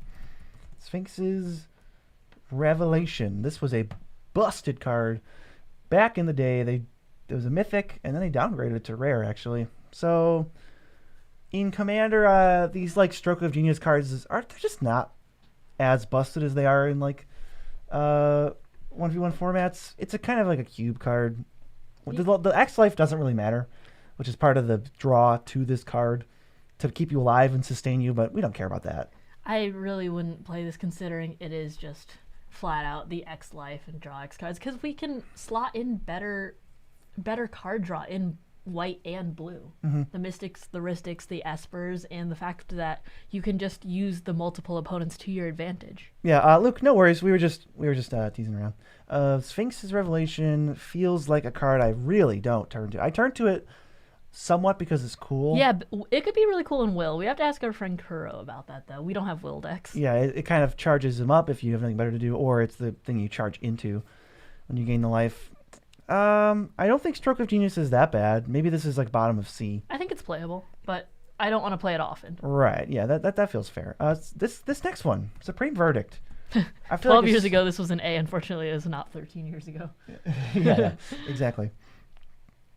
All right, next is Supreme Verdict. It's a 4-mana Day of Judgment that can't be countered, and I think people are high on this card for not a great reason. I don't think the can't be countered clause really adds much to Supreme Verdict at all. Like, look at this thing. It's 109,000 decks. Like, how many decks is Day of Judgment in? 33,000. I think 90% of the time they're the same thing. You could maybe make the argument that Supreme Verdict is strictly better because if you're going to play one, you just play Supreme Verdict because your mana is going to be good. But I would not play Day of Judgment. So I would also not play side upgrade to Day of Judgment, I would just play Tragic Arrogance or Farewell or one of those cards that just like has more text and doesn't just wipe creatures. Yeah, and if I'm playing wiping creatures, I'm playing like Vanquish the Horde. Yeah, Vanquish the Horde. That's the one I was really thinking. I was just white destroy all creatures. Yeah, Supreme Verdict. It's definitely fallen off over in the power creep. It feels like it's like that Cultivate level where you see it all the time and it's like, yeah, I guess. Do I play it? No. Yeah, how many board wipes are you really playing? I'm not even playing Wrath or Day of Judgment. No, I don't play Wrath. I don't play Day of Judgment. I don't play if I'm white, I'm playing Farewell, Austere Command, Vanquish the Horde, Tragic Arrogance. Mostly those, right? Yeah, I love board wipes here and there, but like I'm playing Farewell. Yeah, Mia's gonna resolve Farewell. And I'll cast it again. Here's don't let me the first time. Here's a head scratcher. Lavinia is in this set. Is that like a flavor head scratcher, or just people didn't want this? Well, it makes like she's on Ravnica. Yeah, and that seems to be the only prerequisite for flavor. I literally thought that was why she was here. She's a 2/2 in limited. She's a 2/2 for 2, and in Commander she's of like questionable stacks piece. I think like not even a guaranteed one of the better ones. And she's always been, I guess apparently she was like $2. Maybe that's not the worst reprint, but it's easy pooped here, right? Yeah, I never really see this card. I don't think it's that impactful. Yeah, I've seen it a little bit in CEDH, but not. Yeah, I think as you go up in power level, she starts hitting more things, but then I think the stacks piece, like she's just not as impactful. Well, she's more impactful, but the text on her matters less. Great jawline, though. She apparently has a great jawline. Do you think that 2-mana 2/2 is better than 2-mana 2/3 flyer? Can I get the read on her again? 2-mana 2/2, your opponents can't cast Force of Will or Mana Crypt. Yeah, you could keep her below the 2/3 flyer. Tomic just blocks Lavinia all day. Time for our first of many split cards. Yeah, that's what I was gonna say. Like I've seen her a little bit in CEDH, but not enough to say like this is a good card and this is the meta. Then again, they're like, don't really ask us about the meta. We got Warrant Warden. The split cards usually have a theme. There's usually like a way to say them, like dusk till dawn, dusk to dawn, or mouth to feed, or fire and ice. This one is just this naming scheme is just the first 3 letters are the same. Oh, is that Dovin? That's Dovin. That's your boy. I don't know much about lore, honestly. Clearly, you know everything about Dovin. Are you a Dovin fangirl? He's the blue guy. He's the. That's our blue guy. That's all I know. In Commander, this card really does almost nothing. I like that the Warrant at least doesn't bounce it. It puts it on top. But, like, are you ever going to pay 5 mana for a 4/4? No. No, we're not. I think this is poop. But the classic poop question. Is this the best poop card we've gotten so far? 2 mana, put an attacker on top? Yeah, I think it's the best poop card. I think it is by a lot, actually. Yeah, it's definitely meta-dependent, but I don't really want to play Lavinia that often. Dovin looks like Dr. Manhattan. I would search that, but I don't want to. All the cards reviewed right now are rare or mythic. Yes, this is a rare and mythic set review for Commander for Ravnica So it's Remastered. not all of them. Yes, it is not every card in the set, but every rare and mythic in the set. I'm sure there's a few. Ravnica Remastered. Hey, Eric, we were just talking about Krenko a little while ago. Eric is the Krenko poster. Okay, Teferi, our boy. Yeah, I can see there was only one Teferi when you searched that. They upshifted him. He was a rare, and now he's a mythic rare. Although maybe he was only a rare in the last set for like numbers and because there was 36 Planeswalkers in that set. But I'm not a big fan of the upshift. Anyway, this card's pretty good. It stops interaction from everyone, which is dangerous because if someone else tries to combo, no one else besides you can stop them. But how often are you comboing, right? Like we're talking about casual Commander where combos aren't maybe that prevalent. So it's only in source. I do think that does hinder people a lot, but I'm never thinking about it as a sorcery. It's like this comes down in response as to you casting it. I'm gonna have to do something. I was gonna save this swords for something else, but I was gonna save it for your end step or whatever. But I'm not gonna. It's not a bad rate for it, but it feels like a C. I'm not going to be playing it. Azorius got all the C's because I feel like you can put this in a deck and it'll be fine. Yeah, there's a lot of D and poop in here because the set's not that good. Well, we're starting to get a few of these gold cards. Yeah, as we've seen so far. Right. We started out rough. Yeah. White through red was like abysmal, but now the green, started filling in the S, A, and B tiers, and we got some. You know what? I'm not gonna lie. We got some more bad cards coming up. Yeah, so. because like Krenko's in the B tier because he's goblins are bust, but wow, is he a good goblin commander? So that's why he's there, Eric. Yes, this set is very weak for its price. I'm not a fan. I'm not going to be buying it. Yeah, we are going to review it though. Lazav surveils 1, and it can become a copy of something in your graveyard. This is like its own commander. You know, I'm assuming we're talking about these in the 99, generally speaking. And so, like, what are you doing with this in the 99? Nothing. Almost nothing. It's like a flavor thing only if you want to go that way, but right. It's like a clone. No, it's like a worse clone too. Right. It's not a literal clone. It's a worse clone. No, I'm just saying, like, out of all the clones we reviewed, he's still the worst one we've seen today. That's true. So do we want to put him in the bottom of D tier, or do you think he's bad enough, 2-mana 1/3 surveil 1, to put him in poop tier? I'll let you decide. I don't know. I think he might be better than just put an attacker on top. Well, he'll be better no matter what. It's either top of poop or bottom of D. That's your. I like how that decision's already been made. Top of poop. Put him in poop tier.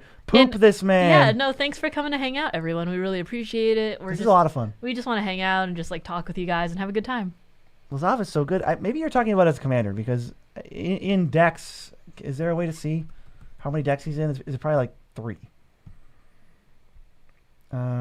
As a card, he is in 4,500. Not a lot. Gonna be honest, not a lot. So that could be decent with the fact that boosters will be more expensive than regular boosters makes it a big no-no for it. And the fact that the quality of these reprints aren't that good. There's either some really banger ones like Psych Rift and Bruvac and stuff, or they're just completely awful ones like half the things we've gotten to already. Yeah, and we got Mind Leech Mask. This thing could be an uncommon. You know, I'm all for reprinting these cards that are kind of expensive for no reason. You know, it was like when Satoru Umezawa came out, this thing spiked. It's still garbage, but I also want the players who want this $5 card that should be a bulk rare to have it. The solution has to be, can we just make this an uncommon? We could, right? Easily. I think you can make that argument for a lot of sets. Like every set, there's so many cards where you go, can we downshift this to uncommon? Like, how sick are we of seeing Zatalpa at rare? Well, Zatalpa kind of, it's like, that's the thing about, I guess, 8-mana cards is like, well, I'm sick of seeing if it's an uncommon, it might ruin the draft format. But this is not going to ruin the draft format. Yeah. Zatalpa might, but this will not, because it's just a 6/6 trample for 8. Anyway, it's garbage, and you should probably never play it. I'll put it like here. Satoru decks might want it, but even then. Yeah, basically a Psych Rift Shocklander bust for the most part.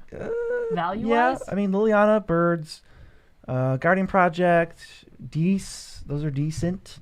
But for value, you can see below that. Bop is what, down to $8, $6? Bop will never go below 5. The card's like unshakable. Next is a card I spec'd on. I own 50 copies of Connived Concoct. Joe Cherry's actually spec'd on this with me. It did not pan out. This card did not see standard play. I thought that gaining control of a creature for 4 mana would have been pretty sweet. It's got an alternate mode if you want. But yeah, it's not that great. I actually think in Commander it's not poop tier. I think stealing somebody's Commander is pretty dirty. There's a lot of valid targets for it. 4 mana is not the worst to pay. It's permanent.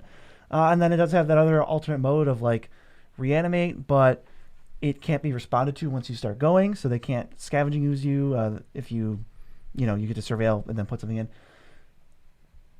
All that to say, I think this is pretty bad. I think BZ's just a little high on it. Because I just want to say it was upper D. Like, no, I don't think it's upper D. I don't think it's poop at all. I think it's like maybe lowest of D. I think you're just high on it because you spec'd on it. Because I spec'd on it because I was high on it. Yeah, well, it's like you don't play like Tempted by the Auric in many things, and that's way better than this. I think it is way better than this. I think I would, you know what? I think this is poop. I might have put it in the top of D. I would not. You want to put it in the top of poop? Yes. Does that even out somewhere around here? No, it's better than Copy Enchantment. I put it right above the Troll. Okay, it's been. I feel like I think it's poop too. That felt like a poor exercise in compromise to me, Chad. It's in D. I feel like I just got bullied a little. It's in D tier. I wanted it in poop tier. That's all I'm gonna say. No, it isn't. You never shut up when we disagree. You're always like, you suck, BZ. All right. I have not said that. I just think you're wrong because you spec'd on it, and we have 50 copies in the house now. Here's another. Also, they're saying poop too, so in your face. Oh man! All right, here's another card that is technically $5, but once it gets reprinted, it will be $0.0. Master of Cruelties. It has functions though. This is a Kalia card. Yes, this is a Kalia card. This is the instant die card in Kalia. I'll let you review this card entirely. How do you think about it? I think it's only good in Kalia. Well, where would you put it?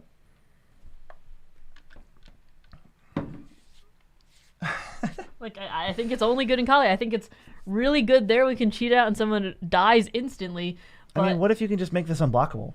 Ooh, that would be pretty good too. I mean, a lot of decks can do that. So then maybe we would put it a little higher. But I still don't think it's going to be in like C, B, A, or S because it's like... Well, I certainly agree that it won't be in, B, A, or S. I could see this right here. I don't know. Maybe like I could see this as a bottom of C type thing. Cause I think it could be anywhere from here to like maybe here. Like, do I think Udvara Hellkite is a valid win condition? Not at all. But I think if Master of Cruelties is in your deck, you can probably win games with it. Do you want to put it here then? I think that's fine. I think it's funny too. I had to talk you up. You know what? I'm taking this. Nope. Too late. Put it one slot down. No. There we go. That's compromise. We moved it one slot up. All right, next is Bedeck, but the more fun version is Bedazzle. You can cast Bedazzle on someone. I mean, how often are we playing? It's basically, three damage to a creature or I'm not playing. Destroy target non-basic land. This is poop.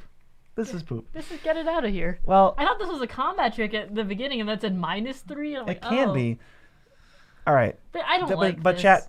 chat. This is where when our poop tier gets this full. This is where poop. the very intricate, the very hard to parse. Why would topics they come up? this?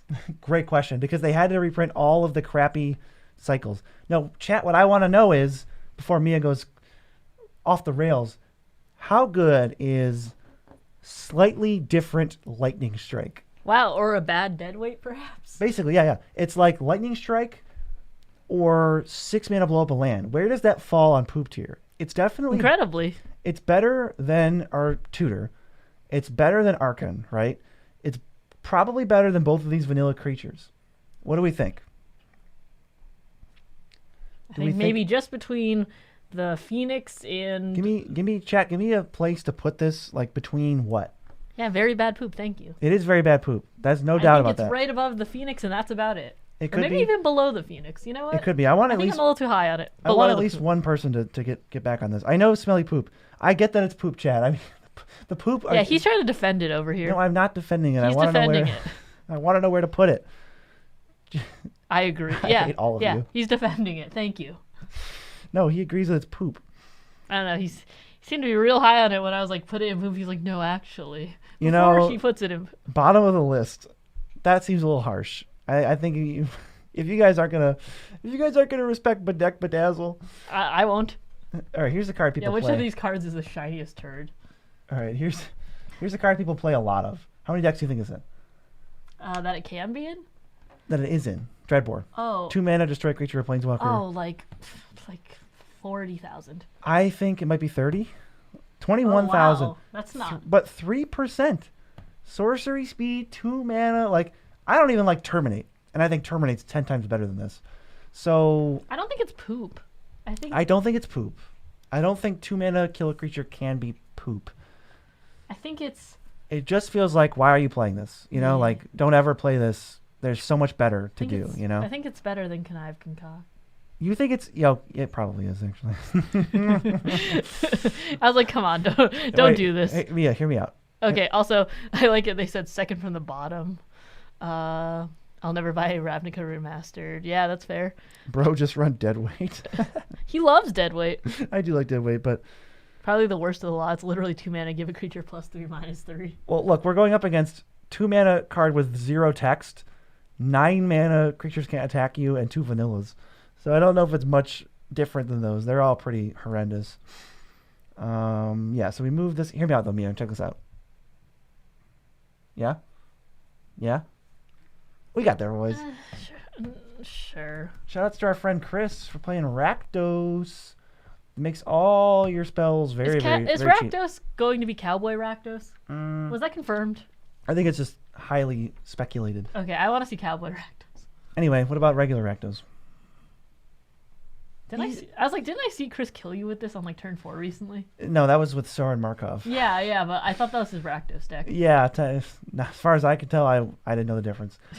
Yeah, Rakdos is a really good commander. As far as the 99, I don't know how good this card is. In the 99, I don't. You'd have to be playing some kind of like, high cost colorless deck, right?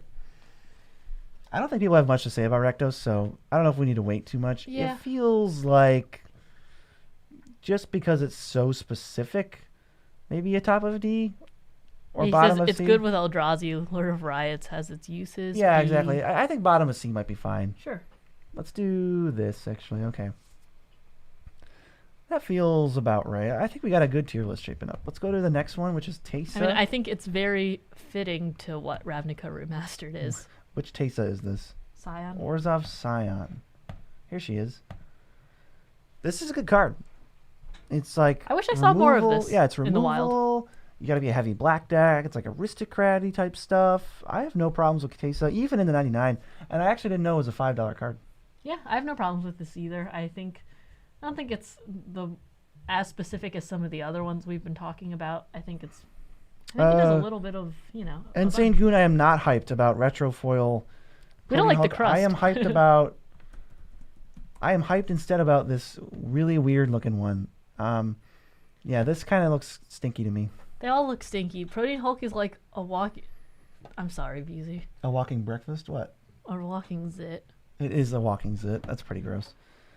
All right, where would you put Teysa? I put her pretty high, honestly. Like middle of C, or are you thinking B tier? I was like maybe above Bruvak. Yeah, definitely above Bruvak. It's like an upper C. Yeah. Type. I won't be mad if I saw that. I would be a little mad if I saw Domri Raid, because the math on this card is embarrassingly bad. Let's look up how many decks Domri Raid is in. 5,800. Less than I thought. Still too many. Yeah, other Taste is really good as commander. Even if you have 50 creatures in your deck, this is a 50% chance to do nothing when he pluses. Oh, that's sad. And I don't even know how much higher you can go. Like, the highest that I can even fathom in a commander deck is 65, right? 65 creatures in your deck. I don't like this. And a planeswalker for some reason. Like, now when you plus your 2/3 to draw a card, that's still not even that good. Yeah, I'm excited for Fallout, and I don't want to play this anywhere. Yeah, this is horrendous. Poop. It's basically a 3-mana fight. It definitely is poop. Probably like right above Gideon. Yeah. You know? It's just like, I guess it could do something. Probably just gets attacked though. Yeah, I wanted the card to be better. And yeah, it's bad, right? All right, Cindervines. I don't like this one. It's a naturalize on a stick, and if an opponent's cast spells too much, they get damaged a lot. I like this. Why don't we see this more often? I want to see this more. I just, it's a card I don't play, but it's not. I think because there's a ton of different options, like Canker Bloom and Rex Sage. I don't think it's bad at all. I think like it probably should see more play. Maybe we should stick it Bottom in B? bottom of B. Yeah. This is seriously a totally fine card. It could stop people from going infinite or whatnot. Yeah, I really like it. I'm going to resolve to play this card more. I have a $50 deck that should probably just go in. Yeah, take out Atali for it, because new Atali spiked to like $10, $15, something like that. Like the coin one is super is a lot cheaper though, because no one likes that one. I wonder if any of these split cards can get higher than Connive Concoct. Here's one that's I would love to see the Nephilim Legendary. Our friend Chris, who we mentioned earlier, actually runs one as like a rule zeroed commander. Right, the Ink Treader. Yeah. So this is 2-mana Rabid Bite on an instant, or 4-mana 4/4 with Trample. So 2-mana Rabid Bite on an instant. Yep. You're covering it up. Yeah, because I'm not taking it into account. Yeah, as you shouldn't. It's horrendous, right? I mean, if you guys didn't like bad Lightning Strike, you can't like bad Rabid Bite. What do you want to just put it like above that? Yeah, I would play that more than I'd play bad Lightning Strike. But so you play it more. Maybe do you want it like higher? No. I'm just saying, like, yes, it's good to be above here, because I would play it more than I would play bad Deadweight. Got it. Borborygmos, which I think means stomach noises. Eric says, but it can also make a 4/4 with Trample. You're paying for the possibility. Yeah, for the possibility. Paying up front. Borborygmos is a lot of words. It shucks land at people, And it hits pretty hard, but it doesn't have haste, which is kind of sad. Is this the one that like they had to name or something? This was the one classic Pithing Needle play where a player named Borborygmos actually choosing this card. They were intending to stop the abilities of Borborygmos Enraged. They said Borborygmos. The guy plays Borborygmos Enraged, and because there's a card called Borborygmos, just got to activate the ability anyway. One of the classic, not necessarily blunders, but just like weird Magic stories. That is so Super weird. So weird. They had to change the rule. Now you just have to be able to identify the card in any way. You could say like, oh, the Cyclops Mythic Rare from Gatecrash, and then they would know that you mean this card. And so it deals come out of your top 3 into your hand, and you could. I think it's kind of overcosted. The Borborygmos is greater than Pithing Needle. Yeah, I guess he is. Pithing Needle is one of the cards I cut from this tier list.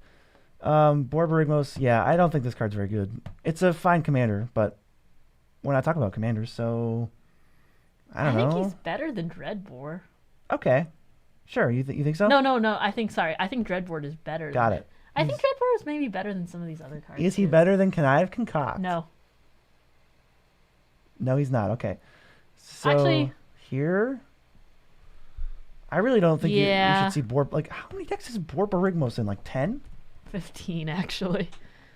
Borbo's combo with Curiosity affected enough lands in the deck. I mean, doesn't everything combo with Curiosity at this point? My boy's sitting here in 3,000 decks, just struggling, and most of those are probably flavor inclusions.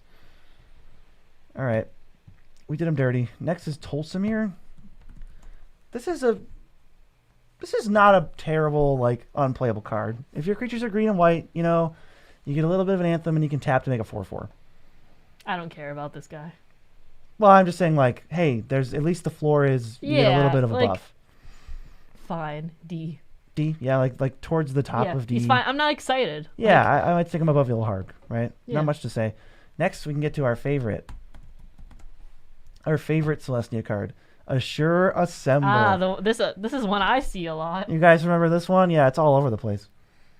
I think it's better than Bad Deadweight, and I think it's worse than the other one. Yeah, you put a counter against indestructible, so you can save 1 creature from spot removal, or make 3 with flash, kind of. I think it goes right about here. Move it. Why would you just... Yeah, I want you to do it now. Okay, so it's worse than Arclight Phoenix. Yeah, it is pretty horrendous. There's no reason to give too much attention to these garbage cards. Oh, wait. Phyto Hydra. If damage will be dealt to it, put that many counters on it instead. There's potential here. But you know what the problem is? It's 5 mana. It's a 5 mana 1/1. My thoughts exactly. Has anyone in chat ever played Phyto Hydra? I can't imagine. Oh, this is the lowest number we've seen yet. Oh my god. I think it's... Is this lower than Warrant? Yeah. I'm trying to look up Warrant. Warrant. Okay, no, that might be the lowest so far. That is...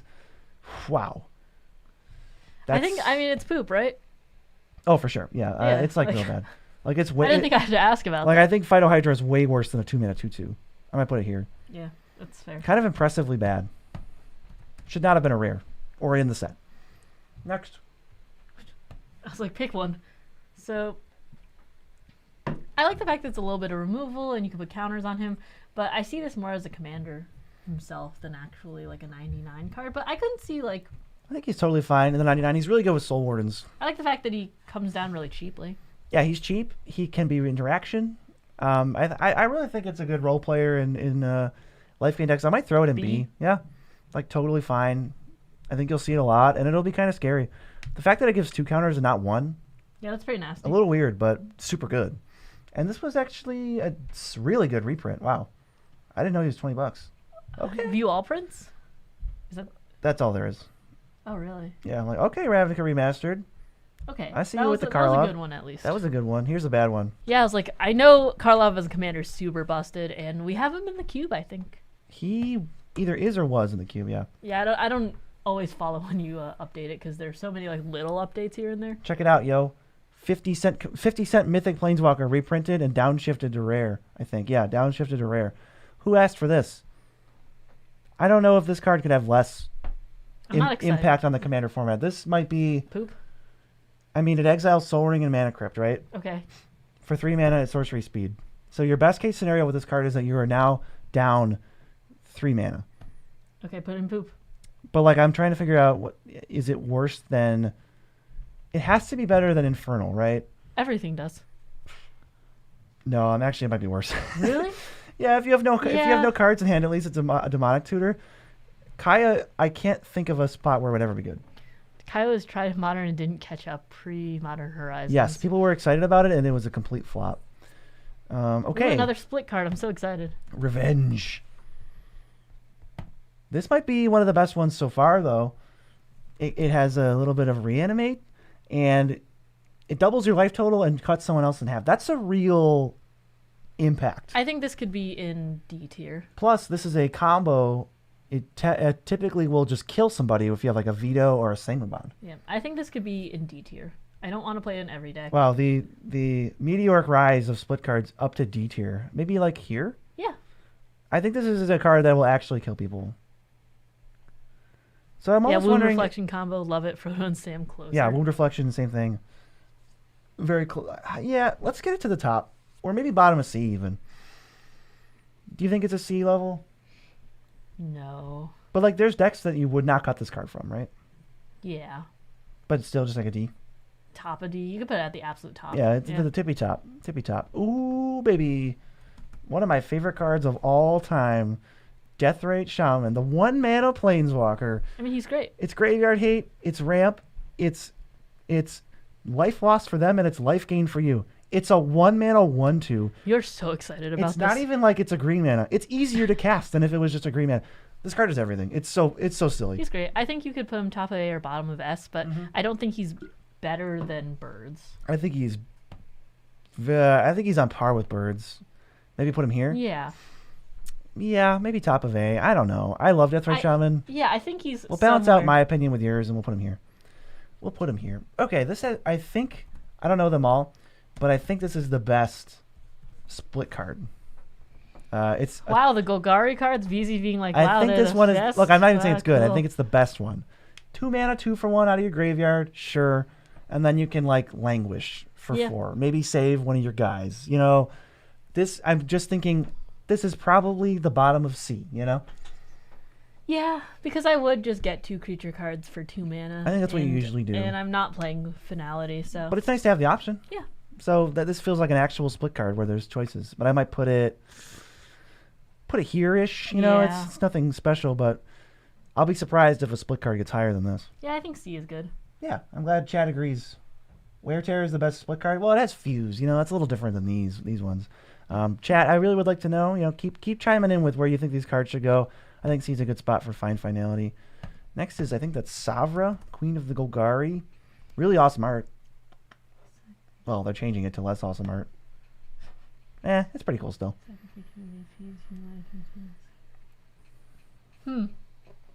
Kind of nasty as a commander. This is I don't think this would be the worst in the 99 either, though. No, this is kind of a Grave Pact thing, right? Yeah. You know, you sack 3 dummies, and then they sack 3 dummies, and you pay some life, but if you got Blood Artist stuff running around, I wouldn't mind this. it's not even bad. I think maybe this card is a little underappreciated. Bottom of B, top of C, something like that. Maybe it's like towards the top of C. Maybe the set will help give Savra some more love. I could definitely see it seeing more play. It's totally solid. We're on to Simic cards. Grave Pact number 3. Yeah, pretty much. Yeah. Zombies tend to be easy to make and are black. Yeah, Field of the Dead, actually. First time I mentioned it this stream, but... I thought you were going to joke and say in general. I'm like, shut up. Field of the Dead is a great card with Savra, because it makes black creatures. Prime Speaker, you want to read that one? 2 double green, double blue ETBs with X/1/1 counters on where X is the greatest power among other creatures you control. When an ETBs draw cards equal to its power. Super, you know, this was like an OG commander. Value. OG commander staple. You know, this was a 6 mana thing. It was in all the Simic decks. That's a lot of value, but has it been outclassed? Yes. Yeah. And there's a lot of other stuff going on now. I don't think it's bad. No. I just don't think it's like a either. bottom of C type card. I think it's C too. Yeah, you know, it's just like back in the day it would be probably B or A, but yeah, it's been you know, incredibly outclassed. Like, feel free to play this card. It will draw you a lot of cards. You can flicker it. It's just a little bit on the slower side. Can't be mad at it though. Oh, this next card. Yeah, that's sick that you drew 30 cards with her the other day, and no, we would not play it over Rishkar's expertise. Yeah, I think that's part of the thing that like kind of cycles her out is Rishkar's expertise. Here's Void Slime. No. I hate Void Slime. I really, really do. I cannot fathom how this card is $4 with 2 printings and a secret lair. I like the fact that you have all of the words on it, but I hate the fact that it's so many pips. I mean, disallow, right? Like, how many people play Void Slime? Like, it's nice to be able to do all this stuff. 12,000 decks. But I don't have this in anything, and I'm fine with it. It's like a disallow, right? It's strictly worse disallow. So how many people are playing disallow?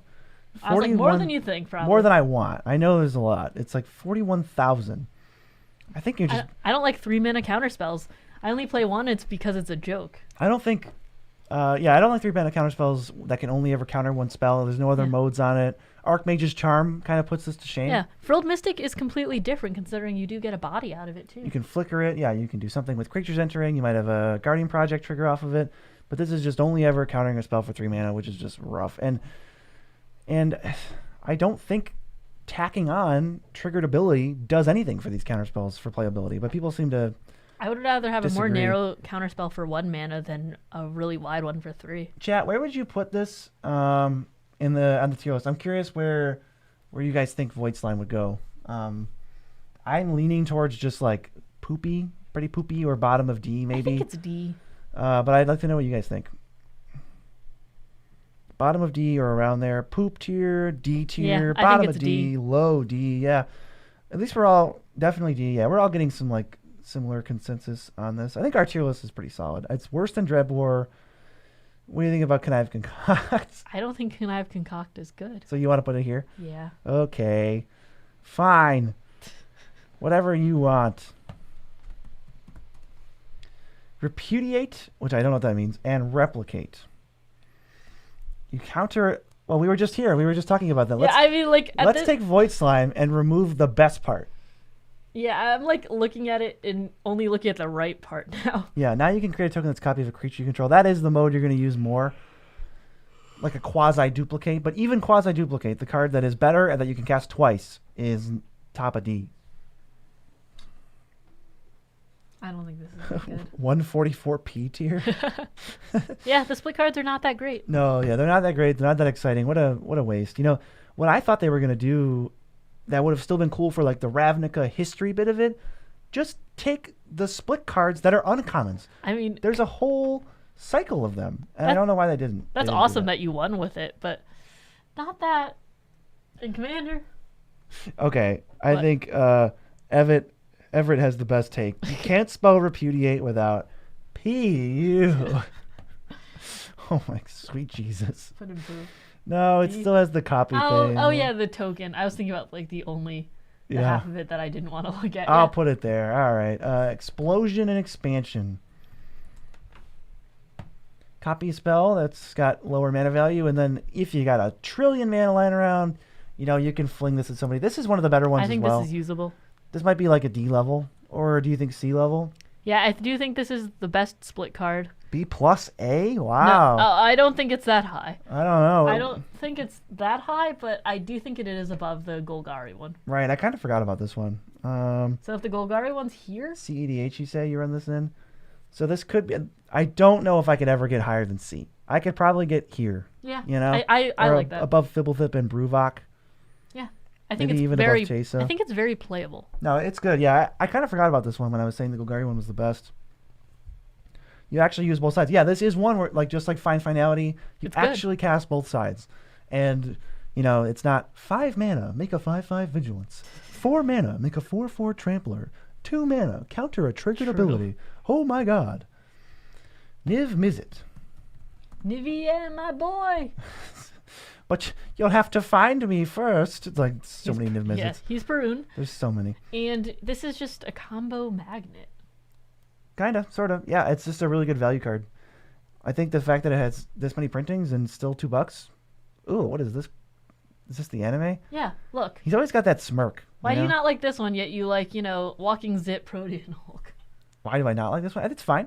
Okay. No, I just said, oh, they have an anime. Like there's another version of it. I think Krusty one's the worst. Krusty one hurts. Oh, also they're serializing him. Yes, he's serialized as well. This card's great. I think it's good in any Spellslinger deck. It's the combo card B. Yeah. Maybe I mean, right as here. a commander, he would be higher up. Very threatening card. Very threatening card for sure.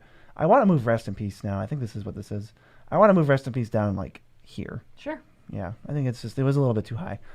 Next is another Planeswalker that everybody forgot about and nobody plays. Ral Zarek, the coin flipping master. He's 89 cents, and now he's going to be even less. I used to have him in like a chance-based weird chaos deck, but he's not.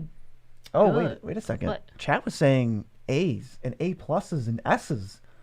I don't know. Let's move him up here for you, chat. Maybe. Yeah, I can see. Okay, bottom of A. Maybe because like if you're in Spellslinger, he's an auto include. Yeah, he's real bad. I think if you phrase, you know what, if you put it like that, I agree with chat. Thank you for. I don't think Ral's good. No, he's Ral bad. Where do we want to put Ral? D, somewhere in D. Why is he D though? Oh, 4 mana lightning strike. Somewhere in poop. Okay, so I was thinking about Deck Faded for half of a second. Is 4 mana lightning strike better than 3 mana fight? Yeah, we get that it's poop, chat. We got to figure out where to put it though.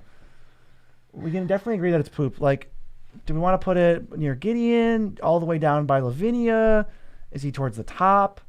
I mean, I don't like Planeswalkers. I think Planeswalkers inherently diminish cards just a little bit. JC says always the bottom. I know that you're going to root for that. Near Gideon, near his friends? Sure, you can put him near his friends. I think he's probably the worst one. He's the worst friend. The worst friend. But except Kaya. Kaya's not even a friend. She's just like she's just there in purgatory. Next is Stitch in Time. I want to know what you think about this. This is the coin flip one and taking extra turns, right? Yeah. How do you feel about this card? If you win, you take an extra turn. If you lose the flip, this card has literally no text. I mean, I'm not playing this in anything, and I'm not even sure if I would like. It's a chance card, right? You love it in the chaos decks, and it's fun if you were like, oh, you have Krark's Thumb, and you're gonna be flipping 10 billion coins where you can copy this. But dude, chat is if you can't dunking on this. I got a call from my dad actually. If we get to 250 likes, we will call our grandparents. But let me just our grandparents. I'm gonna just call my dad real quick. Let's see what happens to the stream. Hello? It's not our grandparents. It's his grandma's. Kind of busy. What's up? Yeah, I would base it around copies. Yeah, we probably can, but I gotta go. Or flipping coins. But I definitely wouldn't put it in just any deck. Okay, it's like, ooh, it could be a 3 mana, take an extra turn. What do you... My father, ladies and gentlemen. Well, he was wondering when I was coming down to see him. I said, sure, whatever. All right. I said, sure. We're streaming. We're streaming. But yeah, chat is dunking. I'm not calling my grandma. I'd call his grandma. No, yeah. If we get 250 likes, which is obviously a high number of likes, we will call both of my grandparents, my grandmothers. Does grandparent like Stitch in Time? I don't think they even know what a land is. Jenny has not experienced Stitch in Time.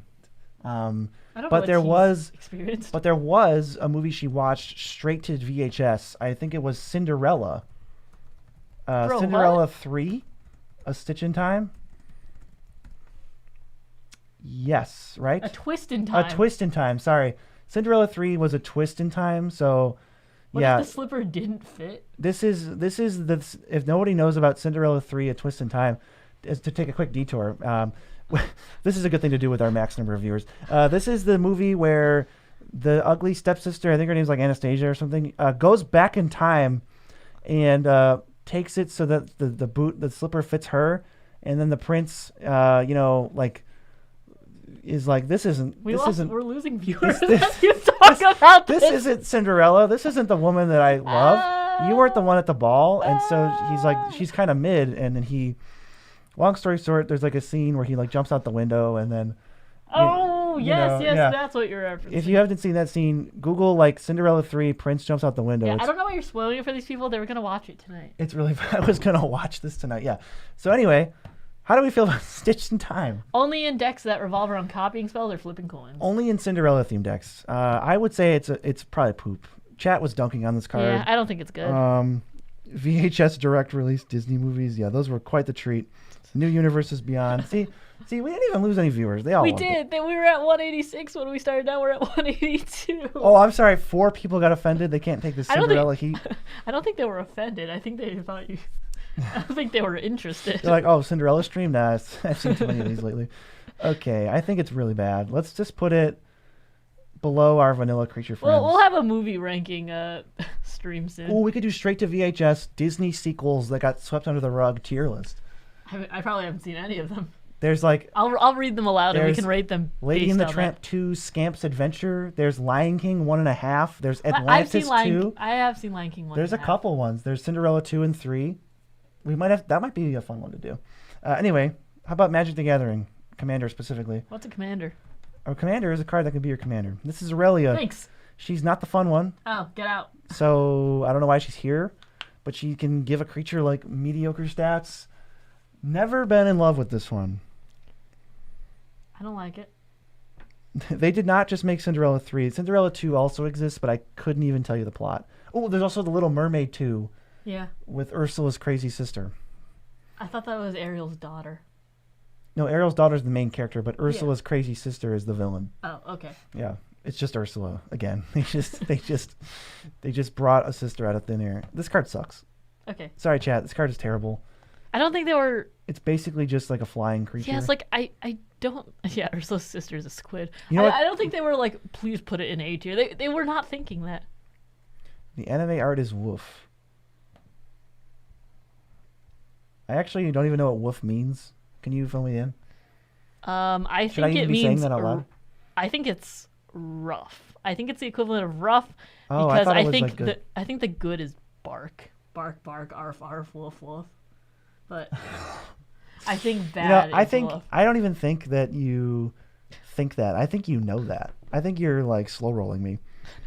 Dog noises, huge waifu tax. Holy crap! That is, yeah. I was like, whoa. People love the waifus. That's why I hate the smothering type. I You don't know how wanna many be- people I had to see on Twitter be like, I need the smothering type. I'm like, you really like people laughing at you, huh? Like, Yeah, you. that's just your thing. You want it so badly, you put it on your smothering type. Like, cool. Yeah. uh, Response Resurgence. Yet another. get it out of here. Like this one's okay. You know, if I had to rank the crappy split cards, this is like the 4th or the 5th best one. You might take the extra combat. In a pinch, you can deal 5 to something, but it's probably like above, Connive Concoct, like here. It's nothing crazy. I might put it actually above the Simic one as well. Let's see. Maybe up here. I'll take your calls. Yeah, this is definitely an organic stream. We're listening to you guys. Buy it if you like it. I mean, we're not here to judge you but like maybe about the smothering type, but everything else, like we're not here to judge you. Look, I appreciate whoever was talking about me in some Netflix show that I haven't seen. I'm sure that I should have been in it. Oh, are you talking about that tall guy with the hair that's kind of like... Sounds like me. Was he handsome? I haven't seen Yu Yu Hakusho. It's an older anime, and I wasn't into anime back then. And well, I don't know, that art style. It's kind of like the Akira days. Watched Prince jumping out the window. You can skip that. No. Don't disparage the Prince. Well, sometimes they are barking like the thirsty way, and sometimes they're like, ugh, ugh. I thought people say that it looks rough, and I think they spell it like R-U-F-F. Bro, I don't know. Like, oh, that's I rough, try and stay you know? off of Twitter as much as possible. That's usually good. Yeah, the best thing about Response Resurgence is that you can always say, I have a response. True. Yeah, that's Like, pretty good. That makes it slightly Cards in better. hand, I have a response, We'll bump it up 1. We'll bump it up above these crappy Exile specs. just for that pun alone. Assemble the Legion puts mustard counters on it, and then you get 1/1s. This is unbeatable in draft. Very beatable in Commander. But I think this card sees a lot of play. I think it's like, I think it's like more than 10,000 decks or something. When I met Beezy, Yeah, look at this. He gave me the most deadpan eyes, and it was just around Halloween, and he was like, I was going to go as a mixture of Slenderman and Larry Bird for Halloween. Yeah, I always wanted to be Slenderman and just like stand, not even trick or treat, just like stand at the end of streets and just scare children. If those, I think we can Google Slenderman without getting copyright striked. This is what Slenderman is for those who don't know. Do people not know? I think people don't know. He's kind of an old creepypasta, right? Yeah, He's just but, like a they're guy on who's in the woods with a suit and he like steals children, that sort of thing. There's some good creepypastas if you want to check that out. That is very 2010s of us to It is bring very up. 2010s, yeah. Sorry, I forgot we were actually doing No, something. Assemble the Legions in way too many commander decks. It's so slow. It doesn't trigger until your upkeep. It's just like brutal. I don't know if you guys have had success with this card, but I think it's really bad. Like, I want to know where you guys fall on this. 5 mana? Ugh. So it doesn't even do anything. 5 mana, so you have to nothing. wait. You have to wait until I'm not When high on you this. when it survives till your upkeep, you get 1/1/1. I mean, we've talked about this before, but BZ and I hate the just you wait until I untap, type deals, and this is like just you wait until I get to that upkeep while I get one red and white soldier. This is a card that says just you wait till my next 5 upkeeps. I am not a fan. Even if you wait I think this is 5 turns, awful. you get 5 1/1s. I think this is bad. I'm glad that chat agrees. I mean, I guess it makes sense, our audience kind of in line with some of our opinions on the format, but like 30,000 decks. I don't know. Some of these people think that Grave Titan is good. I need to get, all 30,000 of these people need to talk to me because I got words. And the words are, Don't play Grave Titan. let's move this down, like maybe it's here, Yeah. Maybe that's the best I could do. Next up is Tajik. Yeah, it's a bad 5-drop. This is the, like, people were saying when you unlock like a new DLC skin in like a serious game. Yeah, I don't know. He is actually a decent commander, but we're not talking about commander as much, so he's mostly just like He's just a guy. hey, your creatures are blasphemous act proof. So? That's about it, right? Yeah. I mean, that's unimpressive at best.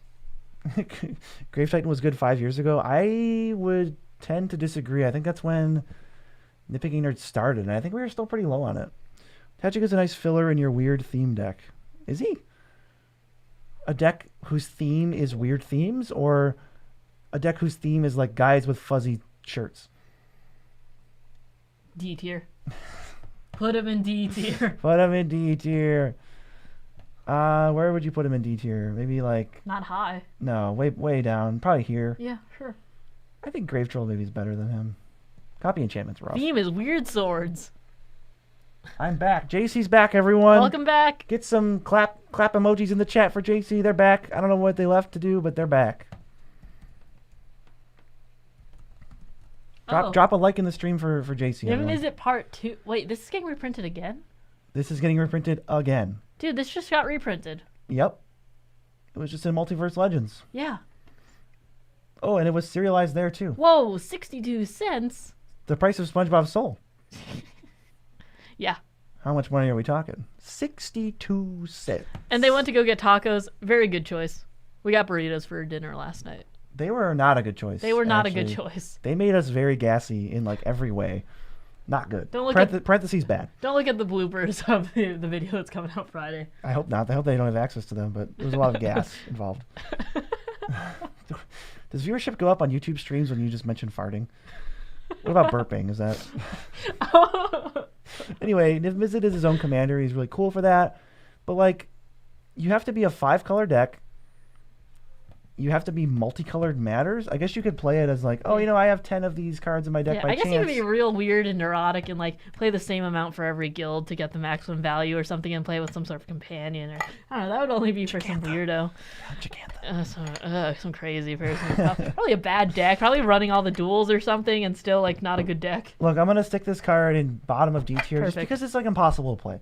As a commander, it's actually really good. Like, Yeah, I'd it's say actually really A or B. You have to build your deck right, though, like around it. The viewers went down when we started talking about farting. As I wonder why. in the 99, You were literally the one who brought it up first. we have to pull up Cinderella 3 again. Maybe that'll make the viewership go back up. Next up is Nicol Bolas, the Dragon God. Kind of a solid reprint, $6. Wow. I forgot about how cool that SDCC promo was. That looks really cool. But also stained I glass. just joined where the farts at. They're gone, okay? Just drop it, everyone. Just drop it. We've got Nicol Bolas, who pluses, and he says you draw a card, and each opponent exiles a card from their hand or permanent they control. As far as, like, planeswalkers that don't scale that well in 4-player games, at least you get a little something out of the plus. And he goes to 5. But I still think this is a D tier card at best. I think it's D tier too, considering it's like, oh, you can't play a legendary creature. It's almost like we have one on demand. Yeah, it's really weird, I just want to say hi. Yeah, thank you guys so much for stopping in. Yeah, it's not that easy to fit into Super Friends. Great. I agree with that, yeah. But we're on to the colorless cards now. Home stretch, kind of. After this, we might do... We'll see where we're at after this, like, tier list is over. Maybe we'll you know. I mean, we're gonna end at 8 anyways, so. Yeah, it's true. It's true. And you know. Well, maybe just hang out and chat. Illusionist Bracers. Ah! Oh my god. Okay, this is a card that did need a reprint. And it like copies abilities, you know. It's 5 mana up front. But once the ability starts getting activated, you know, it copies it. And if it's an activated ability like Scavenging Ooze or something, you get a lot more activations per turn. Yeah, it's a combo piece, but also like I'd wait for you to play it and to equip it, and then I just snipe your thing. It is a combo piece, but it is also a high setup. Some chat people are saying C or B+. I mean, I do like the combo potential, but CDH staple. I don't think That so. cannot be true, actually. I definitely think it's not poop tier, and I think it's... C is fair. I think C is fair. Sort of like up here. Maybe... Yeah, I don't think it's high on C. I Yeah, like it better maybe than the here. clone. Well, actually, nah. I think, yeah, it's about there. You know, it's like, well, my commander has triggered abilities, so I want to trigger it again. It's like, yeah, but I don't want to play this. Next is City in a Bottle, I think is the card name. I was like, it's an activated No, ability. it's Bottled Cloister. It's an activated ability, not even a triggered That's ability. whatever, dude. All right, Bottled Cloister. At the beginning of each opponent's upkeep, remove your hand. And then at the beginning of your upkeep, your hand comes back. I would not be happy if you played this. Can anyone in chat, you know, maybe experts on set printings and Ravnica flavor, tell me why this card is in the set? Just any reason at all, you know? Bottle Gnomes. Bottle Gnome's great. Bottle Gnomes would make more sense in the set than this card. I just wish I knew. Old Ravnica set was like that. Like what? Oh, well, old Ravnica, Like what? old Ravnica set, you know, I think of the Guild Mages and the Signets and the Bounce Lands, and I think of like the weird Auras theme that was going on, and there was a lot of subpar cards. It says combos with Ensnaring Bridge. But why bring this? I mean, kind of, yeah. But why bring this into the new era? It doesn't do anything. I'm gonna do this. I think this is the literal worst card in the set. Yeah, I would just be really unhappy seeing this across the All it table. really says is you can't play instants. You know, I guess it's good if your opponents are playing wheels. How can I ever know that? You know. Yeah. I think we just need to move on to Chromatic Lantern. Very divisive. Yeah, these are all card. rares too. I don't know what I'd be if like some people are like, oh my god, I'm just gonna try and pull from this set until I hit my Psych Rift, which just cheaper to buy one, and then you hit 10 of those. 300,000 decks have Chromatic Lantern, and I think that off of a budget, the number of decks I would play Chromatic Lantern is out of 100 is 1. I play it in a couple decks, and there's only a couple reasons. One is in Rowan because I'm still tuning that deck, and all of my lands hurt me, and so I would like to not lose 10 life to cast a 5-mana spell. The Yes. other one is Door to Nothingness. There's an artifact theme, and there's so many pips in that deck, and it's really hard to get all the pips sometimes. But if it's not 5 colors and your lands aren't hurting you, and I think you have other better mana fixing. I really think just the dual lands.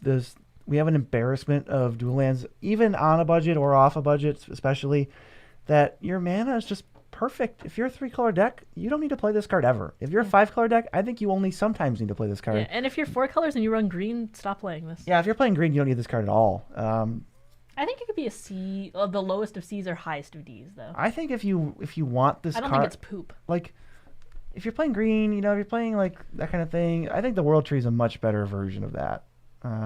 Or even Naked Dry Boy, it at least gives you an extra land. Or maybe you have some typing synergies. I feel like I'm almost biased because I would stick this thing so far down, but I don't know where you think it should go. I think it could be bottom of C or top of D. Oh, you think towards the top of D? Yeah, I still put think it- I don't think it's great, but I think it has more utilization than a lot of the other cards. Yeah, I certainly think people like it too. You know, Cloudstone Curio's next. BZ has 2 of these, but they're stamped with some dude's stamp.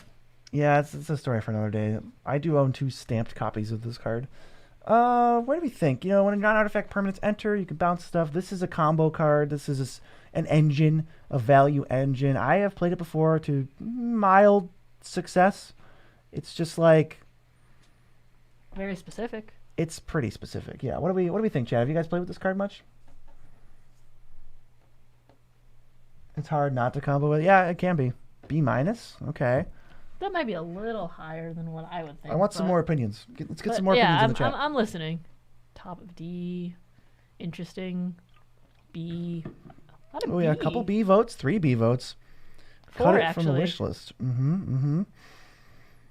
What does cutting from a wish list translate to? C? D? A. Wow. Boros, Blink. That's funny. I think it's good with things like White Mane Lion. You can combo. Where do you want to put it then? I'm Maybe bottom of B? gonna give it. I can't read the card text, but I'm gonna give it a B to agree with the rest of the group. Wow. This is about as zoomed in as it'll get. I was like, BZ folding to peer pressure. Build around B, A. Oh, Eric, sorry. Eric folding to peer pressure. Oh yeah, Eric's folding. Okay, let's. I thought you were just saying that. I can't read it right now. But Oh, I'm what do Eric's you not mean? looking at his screen. That was all for nothing. So anyway, people say B. Maybe we'll give it the old nitpicking nerds cynicism and throw it down to C. I feel like it is like a C level card. Kind of feels like Illusionist Bracers to me, with a little bit more potential to combo. Yeah, okay. What's that? Is this Pariah's Shield? It is Pariah's Shield. All damage dealt to you is dealt to it instead. It's Imperial Archangel. For 8 mana. For 8 mana. Boy, I didn't even notice that. I don't like this. Is this an iconic And it's not Ravnica just card? because I don't want to see Pariah's Shield face. Like, it's reminding me of something that I can't place my finger on You think right he's now. mid? You know what it reminds me of? It reminds me of Screaming Shield. It reminds me of something from a video game, and I can't exactly remember. Okay, not that. That's not what There's I a thought. whole subgenre of Yeah, it's not Stuffy Doll, but there's something from a video game that Screaming Shield. that the Pariah Shield looks like. And if anyone can think about it, thank you. My face when I draw Pariah's Shield. Like, I don't get why his flavor text isn't just "help me." Help me. Wait, is this thing on legs? What the heck is going on? Sounds like it would be good on paper. Dude, this is creepy. I don't want to look at it. You know what it kind of reminds me of? Any Poop. Thomas Oh. the Tank Engine friends out there? It Okay, reminds me of. maybe it reminds me of a Persona. I feel like that's like, there's like, It reminds me of this. This was one of the scariest things to me as a kid. But there's this Boulder character. It's just a rock with a face on it. I kind of get like creepy, anthropomorphic vibes from it. I don't want to scare anybody on the stream, so I will leave Boulder out of here. But yeah, Pariah's Shield kind of looks like that. Looks like Dark Souls. There's a theme of death. Yeah, I mean this card can have function, so it's not useless, but it's close. It's close. I think we'll stick it towards the bottom of D just because it's so overcosted. It's so overcosted. The impression on my pillow after I blow my plate by paycheck on collectors. I'm sorry, is the rest of the stream just going to be crafting memes yeah, please. with Pariah's Shield as the Can only... you like Photoshop your face into the Pariah Shield? Like, I'm just asking, okay? I probably can. I want to use it as a reaction Here, image. to let's things. let's I don't like looking at it. let me just get a picture of me. What am I doing here? Here's one. Is this going to be on screen? I don't think so. I think the tab is only set for Chrome. Okay, good. Yeah. Entertain them while I get my hands on this.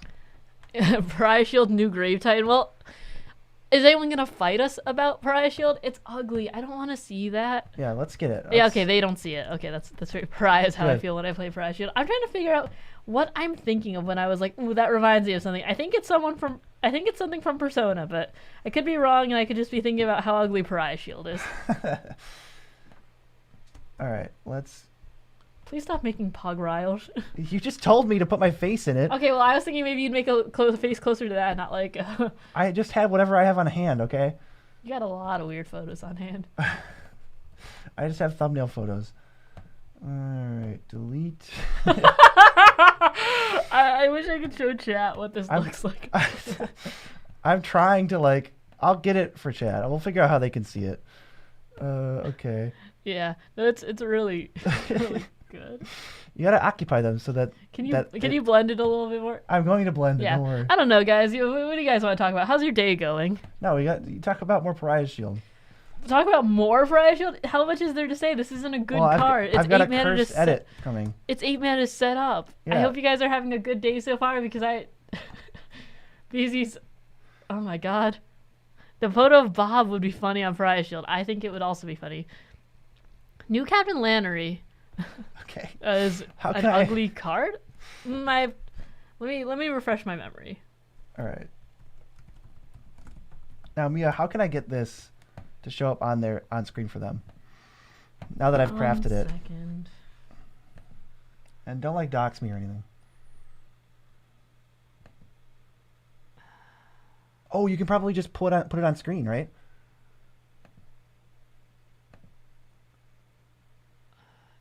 Here, no, you can just open the file. Oh. And put it on screen. I can.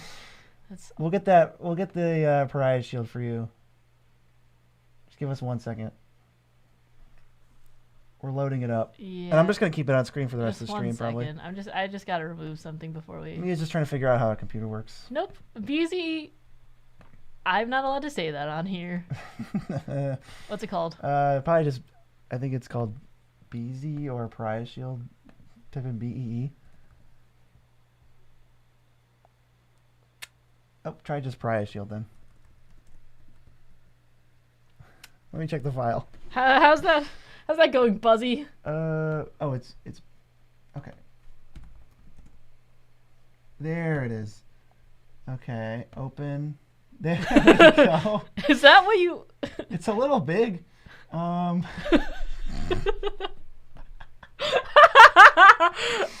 gonna keep this on screen. Can we? Is it visible? Yes, and I'll lock it on screen. All right, perfect. So it doesn't go anywhere. Perfect. Okay. My face when I draw Pariah Shield, you know? Am I right, chat? Am I right, gamers? Am I right, gamers? All right. Yeah, make it the new Nitpicking Nerds logo for a week. Are we allowed to? On the storm scale, how broken is it? I mean, you tell me, right? Look what you can do with it. By the way, it's a D tier. Okay, so can we get likes at least for that? Drop some likes for the BZ Pariah Shield. It's like blocking some of the tier list. I'm not moving it. Okay. What are we looking up next? It's something of the Guild Pact. I can't even see. Seal of the Guild Pact is next. You choose 2 colors, and each spell costs 1 less for each color. But so it's like your Izzet spells cost 2 less. It's really, really expensive. No. Not a huge fan. The card actually turns scarier. The Pariah tier. Yeah, it's now the Pariah tier. Okay, I am going to take. You'll have to move it over here for you guys to see. Seal is bad, yeah. We've got this Tome with the Guild Pact or whatever it was. I can't even remember. And it's just gonna put it at like the bottom of D. It's so specific. It's so not worth playing. Not worth paying 5 mana for. I think I am gonna move the BZ Shield. At least move it down here, so you can see the tiers a little bit better. Yeah. So anyway, I puked in my mouth. Just put the whole set in poop. No. There's like 10 good cards. No, there's like 5 good cards. Except the shield. Yeah, except for the shield. Okay, so Karn the Great Creator. This is like a good reprint. Congrats to being off work. Sorry you had to come back to Shield BZ. Yeah, sorry you had to come back to this. It's not really up to me. We're almost done here. Yeah, we're almost done with this tier list. Karn shuts off permanents from your opponents, which is pretty decent. Artifacts from your opponents. It's really annoying, and it's got the Microsoft Lettuce I win the game combo. Actually, where would you put this? Because it's attackable, but it is part of like a 2-card I win. I don't think it's bad, honestly. I mean, I think it's the best of the Planeswalkers we've seen so far, minus Lily. Yeah, Karn is bonkers annoying. Chat, where would you put Karn? I'm thinking at least C, but I'm open to a lot of different options. I don't think it would be poop, bare minimum. S tier, I got one for C, mid C. He might be around that area. A for annoying. He's definitely annoying. Maybe we want to stick him in. I'd say C or maybe like bottom of B. Karn is a stinky boy. He's stinky. He's very stinky. Yeah, maybe like above Krenko. Sorry, Eric. Low B, C, A. Yeah, we're kind of in the middle. Yeah. We're kind of in the middle. Let's go to, this is Sword of the Peruns. This is a combo piece, but it's a lot to get going. Ugh, I hate combo pieces that take a ton to get going. I'd rather have like a multiple card combo at that point than have something that's just like so much mana that it's like pouring into it. You know, you just have. He says, "You're all good," for the Krenko slander. He isn't in the poop tier, so I can accept it. Totally fair. He would never be in the poop tier. He's good. Put it with the others, says Towel. It is a combo piece. You know, maybe it just does go with like, you know, where was that? Like Illusionist Bracers. Maybe like below it. Maybe like. It does feel like a step down. I'd probably because keep I'm it in thinking D like tier. I guess I might play I'd play Illusionist Bracers in a non-combo deck before I'd play a sword. Right. And can we actually now that I know what I'm doing, I think we can just shrink. Is this where we are? Yeah. We can make ourselves a little bit smaller so you guys can see the poop tier. And we can also go here. You know, I'm making these last minute changes that are really, really key. Just so you guys can actually see what's coming up next as we finish. Although I was announcing it, so we're good. Next up is just the lands. Hallowed Fountain is standing in for every shock land. I don't think we need to look up these too much. I think they're just S tier. Yeah, they're some of the best S-tier. dual lands you can get. They have types, so they're fetchable. I think they're better than Bop. No, I agree. Yeah, that's better than Cycrift though. Ooh, okay. That is, you know what? That's our question for chat. Chat. I think it might be better than Cycrift. Any given, not all of them. Any given one Shockland or Cycrift, what is better? That is interesting. Yeah, I think genuinely they're better than Cycrift, but that's just me. Right, Shocks are S, top, yes they are. Yeah, just play them in every deck, yep. S for Shocks, up. Shocks are the best. Welcome to the S tier, Shocks. It was getting lonely with They're just already in the S tier. You're just welcome to the top of the list. You're so mean. Next up, we got Karn's Bastion. Karn's Bastion. It proliferates. Totally a role player. You'll see it in a lot of like infect decks and counters decks, and it's kind of a free roll, assuming you're not 3 or more colors. I've been in Atraxa, and you know that's a ton of colors, and it's still worth it. Yeah. So, what do we think? It's so specific. B tier? I don't think so. Okay. Yeah. It's poison, or it's loyalty, or it's +1s, or it's charge counters, and it's so easy to include in your deck. Yeah. The rest of these I have to cut a spell. I definitely don't think it's top of B, but I would play it in more decks than like. I think it's probably up here, honestly. Yeah, I was just thinking. I'm like, I don't think it's better than like Cryptcast. It's in this top of B, you know, like the B pluses where they're like really solid role players for certain decks, and then below it is like, eh? Yeah, it is 5 mana to use, and it's pretty expensive. Yes, but it's a land. Yeah. So it's costs nothing to add to your deck usually. Next up is Maze's End. Fans of Jank will know this one very well. Yep. I don't personally play this type of jank. It's pretty bad, but I am interested to see maybe if this card falls below. If it falls to like 50 cents, this is a valid, you know, $20 budget option. $20 Maze's End. I mean, I feel like it's one of those cards where you wait till they get to 8 or 9 gates and then you just snipe Maze's End or something. Or Lands are hard to kill. You play the destroy target permanents. But that's part of it is they can pay and activate in response. Yeah, I mean... returning Maze's End to your hand is the cost. I guess that, like... I don't know. It's definitely jank, right? How about just it's really, really slow? Yeah. It wins the game eventually, but part of the thing they do is Maze's End is S tier. They're just going to play things like Reshape the Earth, so just because Maze's End exists in your deck, you get them all out, you untap, you win the game, that kind of thing. D, C. Yeah, no, it's probably like D tier. Yeah. It's doable, but it's not it's jank. Busted at all. The last card here is Thespian Stage. And Thespian Stage sees a lot of play. I don't think it's that great. I think it's good to copy Field of the Dead and other Masuva, lands. That's a copy of Field of the Dead. Other lands that have abilities but that aren't legendary. Valakut's another one that people do a lot, but I don't like it with Dark Depths at all. I think Dark Depths combo is not worth putting a 2020 in play for 33,000 people. Actually, 33333, which is pretty fun. I don't... Theater Kid land is an A. Theater Kid is... Thespian Stage is mid in EDH. I think it is mid. I think it's mid, too. But, like, it is part of that land slot where you could just cut... I think it's low C at low best. C at best. I was going to say low B. Maybe that means middle of C. Sure. Maybe above our boy Bruvox. Sure. Field of the MF and Dead B. Literally. Okay, I think this is a good tier list where we ended up. We got Shocks, Psychrift, Birds at S, Deathrite, Lily, Cord, Guardian Project, Blind Obedience, Protean Hulk, Niv Mizzet at A. B tier, we got Mizzet's Mastery, Midnight Reaper, Cryptghast, Karlov, Karn's Bastion, Rest in Peace, Life from Loam, Tidesbound Tyrant, Karn, Krenko, and Cindervines. Then C tier, middle of the road, Savra, Masker Girl, Hellkite Tyrant, Is It Split Card, Teysa, Thespian Stage, Bruvok, Fibble Teferi, Curio. Thank you so much, JC. You're awesome. Thanks for hanging out. Divine Visitation, Spark Double, Supreme Verdict, Sphinx's Rev, Zagana, Cruelties. Thank you, Towel. Golgari Appreciate Split, it. Rakdos. Then D tier, Chromatic Lantern, Maze's End, Sword of the Peruns, Orzhov Split Card, Utvara Hellkite, Quasi Duplicate, Dark Confidant, Tolsimir, Ilharg, Enter the Infinite, Priest of Forgotten Gods, Legion Warboss, Boros Split Card, Ghostway, Unbreakable Formation, Dreadbore, Simic Split Card, Void Slime, Demir Split Card, Easy.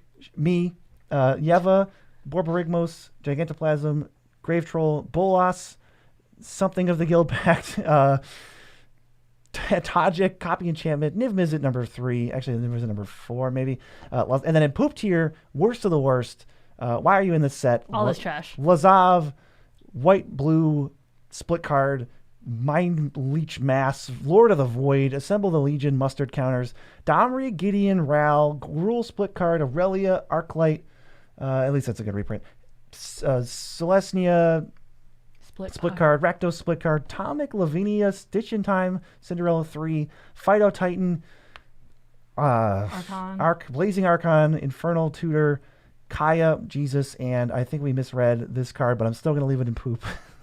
I think what it actually does is it's only your hand. It lets you draw an extra card, but I'm not giving up playing instance for that. So screw you, bottled cloister.